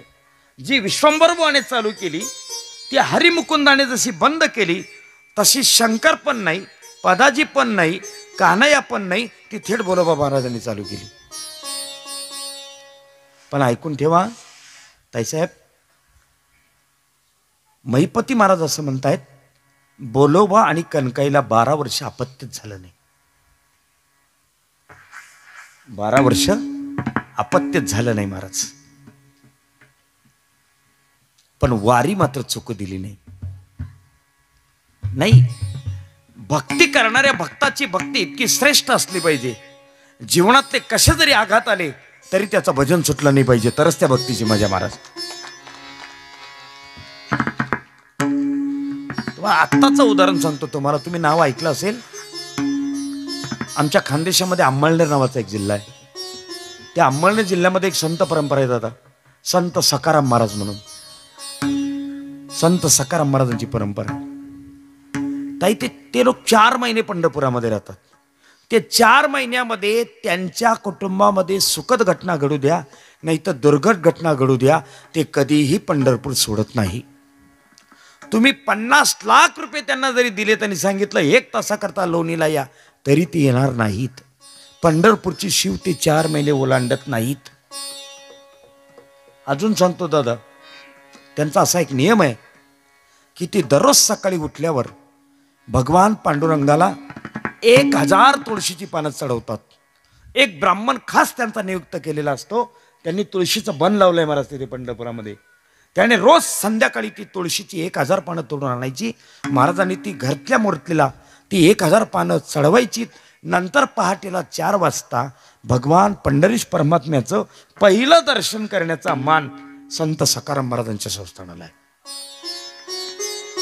उगीच नाही मिळत महाराज, उगीच नाही मिळत राजाओ. कुठेतरी संघर्ष करावाच लागतो राजाओ. हा, आई मेली महाराजांची, प्रसाद महाराजांची आई मेली, तरी सुद्धा रस्त्यावर आष्टी आहे ना बीड जिल्ह्यामध्ये, आष्टीला त्यांचा मुक्काम होता. त्यावेळेला आई वारली, गेले नाहीत, परत पंढरपूरलाच आलेत महाराज. आपली बकरी मरून गेली तरी आपण पंढरपूरला जात नाही का? या वर्षी पंढरपूरला आलेच नाही, शेळी मरून गेली म्हणे, काय यायचं म्हणे. काय परंपरा. हरी आणि मुकुंदाने जी परंपरा पंढरीच्या वारीची खंडित केली होती ती पुढे वंश परंपरेने बोलोबा महाराजांनी चालवली. प्रभात असू शकतात, अनेक मतमतांतर असू शकतात, पण जगद्गुरु तुकोबा यांच्या कुटुंबामध्ये खंडित झालीची वारी परंपरा महाराज स्वतः त्याचा अनुभव लिहितात.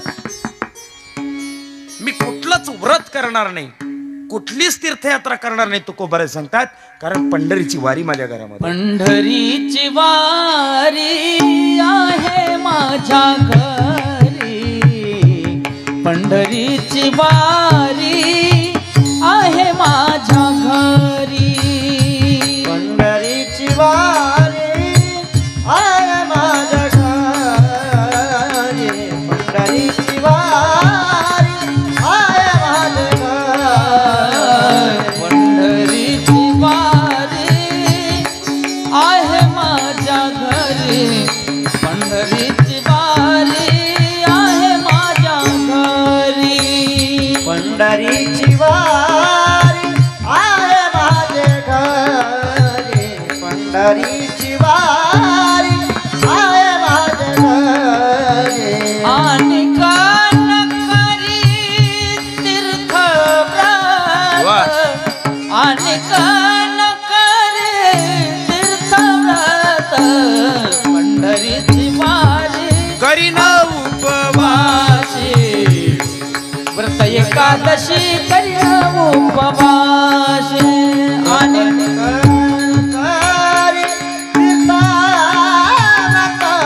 आणि कान करी तीर्थ व्रत, व्रत एकादशी करी उपवासी,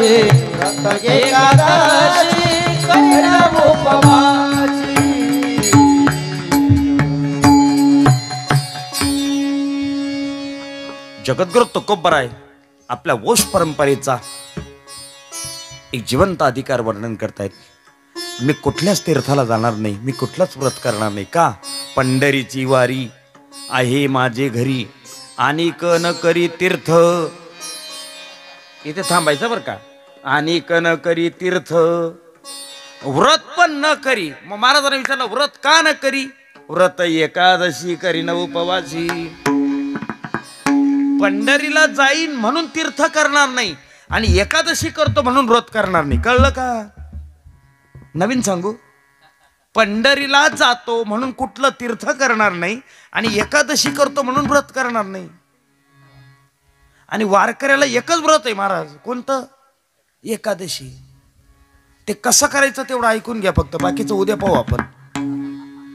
फराळ काय करायचा तो उद्या पाहू, कसं करायचं ते ऐका फक्त. एकादशी व्रत कसं करावं लागतं ऐका. दशमीच्या दिवशी एक भुक्त राहायचं, फक्त दुपारी जेवण करायचं. दशमीच्या दिवशी सायंकाळी जेवण करायचं नाही. अजून एक विज्ञान सांगतो तुम्हाला. जर आपली प्रकृती चांगली राहावी असं वाटत असेल आणि तुम्हाला जास्त दिवस जगावा असं वाटत असेल तर रात्रीचं जेवण बंद करा महाराज. ते फक्त कीर्तनकारांनी केलं तर चालतं. काही काही तर पठ्ठे असे आहेत, कीर्तन झाल्यावर जेवण करतात ते 11 वाजता. 9 वाजेच्या आत जो आहार असतो, रात्री 9 वाजेचा आत, तो माणसाचा आहार आहे. आणि रात्री 9 वाजेनंतर जे जेवण करतात तो राक्षसी आहार आहे. तसे स्नानाचे बी प्रकार आहेत बरं का दादा. सामान्य स्नान, ऋषी स्नान आणि राक्षसी स्नान. कोणते कोणते कोणते नवीन सांगा. ऋषी स्नान, सामान्य स्नान आणि राक्षसी स्नान. पहाटेला 2 ते 4 वाजेच्या दरम्यान जी आंघोळ होते तिला म्हणतात ऋषी स्नान. 4 वाजेपासून 6 वाजेपर्यंत जी आंघोळ होते तिला म्हणतात सामान्य स्नान. आणि 6 वाजेच्या नंतर जी होते त्याला म्हणतात राक्षसी स्नान. ज्याने त्याने आपापला नंबर लावून घेणे.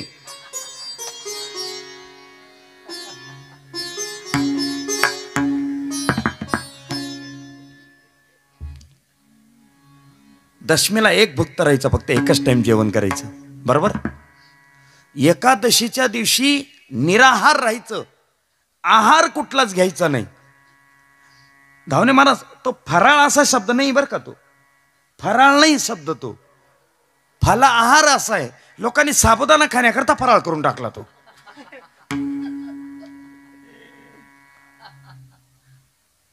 एकादशीच्या दिवशी थोडा फराळ करावा, थोडा फराळ केला पाहिजे. सकाळी 1 ताटली भर भगर खायची फक्त, दुपारी 1 ताटली भर शेंगदाणे खायचे, 4-1 वाजता 1 ताटली भर साबुदाणा खायचा, थोडासा घ्यायचा. संध्याकाळी भगर आणि आमटी घ्यायची. रात्री 11 वाजेच्या दरम्यान थोडेसे वेपर घ्यायचे, बस एवढा जार घ्यायचा. याला फराळ म्हणतात. निराहार राहणे आपला का उपास आहे का? ते एकादशी करणार ते आदल्या दिवशी जेवायला बसताना त्या बाया सांगतात पोटभर जेवा, उद्या उपास आहे. दुसऱ्या दिवशी फराळाला बसला का पोटभर फराळ करा, दिवसभरचा उपास आहे. आणि उपास सोडायला बसला का पोटभर जेवा, कालपासून उपास आहे. काय उपास आहे हो याचा? लोक उपास करतात म्हणजे काय करतात माहितीये का? अन्नामध्ये बदल करतात, या पलीकडे काहीच करत नाही महाराज. आणि एक वाक्य सांगतो तुम्हाला, घरी घेऊन जा. खायला मिळत नाही म्हणून माणसं कमी आजारी आहेत, इतके खाऊन आजारी पडलेत महाराज. आमच्याकडे एक वारकरी धावणे महाराज 16 प्लेट साबुदाणा खाऊन गेला. काय आहार असेल त्याचा? 16 प्लेट.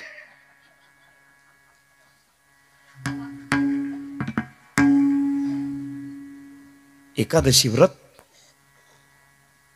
हे जगद्गुरु तुकोबरायांच्या घरी आणि पंढरीची वारी हे तीर्थ जगद्गुरु तुकोबरायांच्या घरी. 2च गोष्टी वारकऱ्याच्या जीवनाशी समर्पित केल्यात महाराजांनी. वारकऱ्याने पंढरीची वारी करावी आणि एकादशीचं व्रत करावं. या 2 गोष्टी त्याच्यासाठी काशी आहेत, या 2 गोष्टी त्याच्यासाठी पुरी आहेत. हेच त्यांचं तीर्थ आहे, हाच त्यांचा खरा धर्म आहे, या पलीकडे नाही. बोलोबांनी आपली साधना चालू ठेवली. पुढे त्या साधनेचा परिणाम महिपती महाराज सांगतात 12 वर्ष त्यांना अपत्य प्राप्ती झाली नाही. पण 12 वर्ष जरी अपत्य प्राप्ती झाली नाही तरी वारी मात्र एकही चुकू दिली नाही बोलोबांनी. हे विशेष आहे. पुढे या भक्तीचा परिणाम काय झाला हे उद्याच्या कथेमध्ये आपण बघणार आहोत. तात्पुरतं आपण आज त्या ठिकाणी थांबणार आहोत. आता या ठिकाणी आरती होईल. आरती झाल्यानंतर नामावली होईल. नामावली झाल्यानंतर काही सूचना होतील. तोपर्यंत आपली जागा कोणी सोडणार नाही.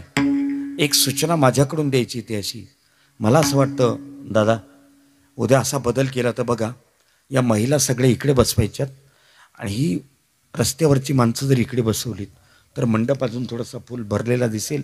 आणि दुसरी गोष्ट, इकडच्या बाजूने एक लाईट द्या जो श्रोत्यांच्या चेहऱ्यावर पडेल, म्हणजे कोण किती वाजता झोपतं हे मला कळेल. एवढा उपकार करा. तुकाराम तुकाराम तुकाराम तुकाराम भजन करा.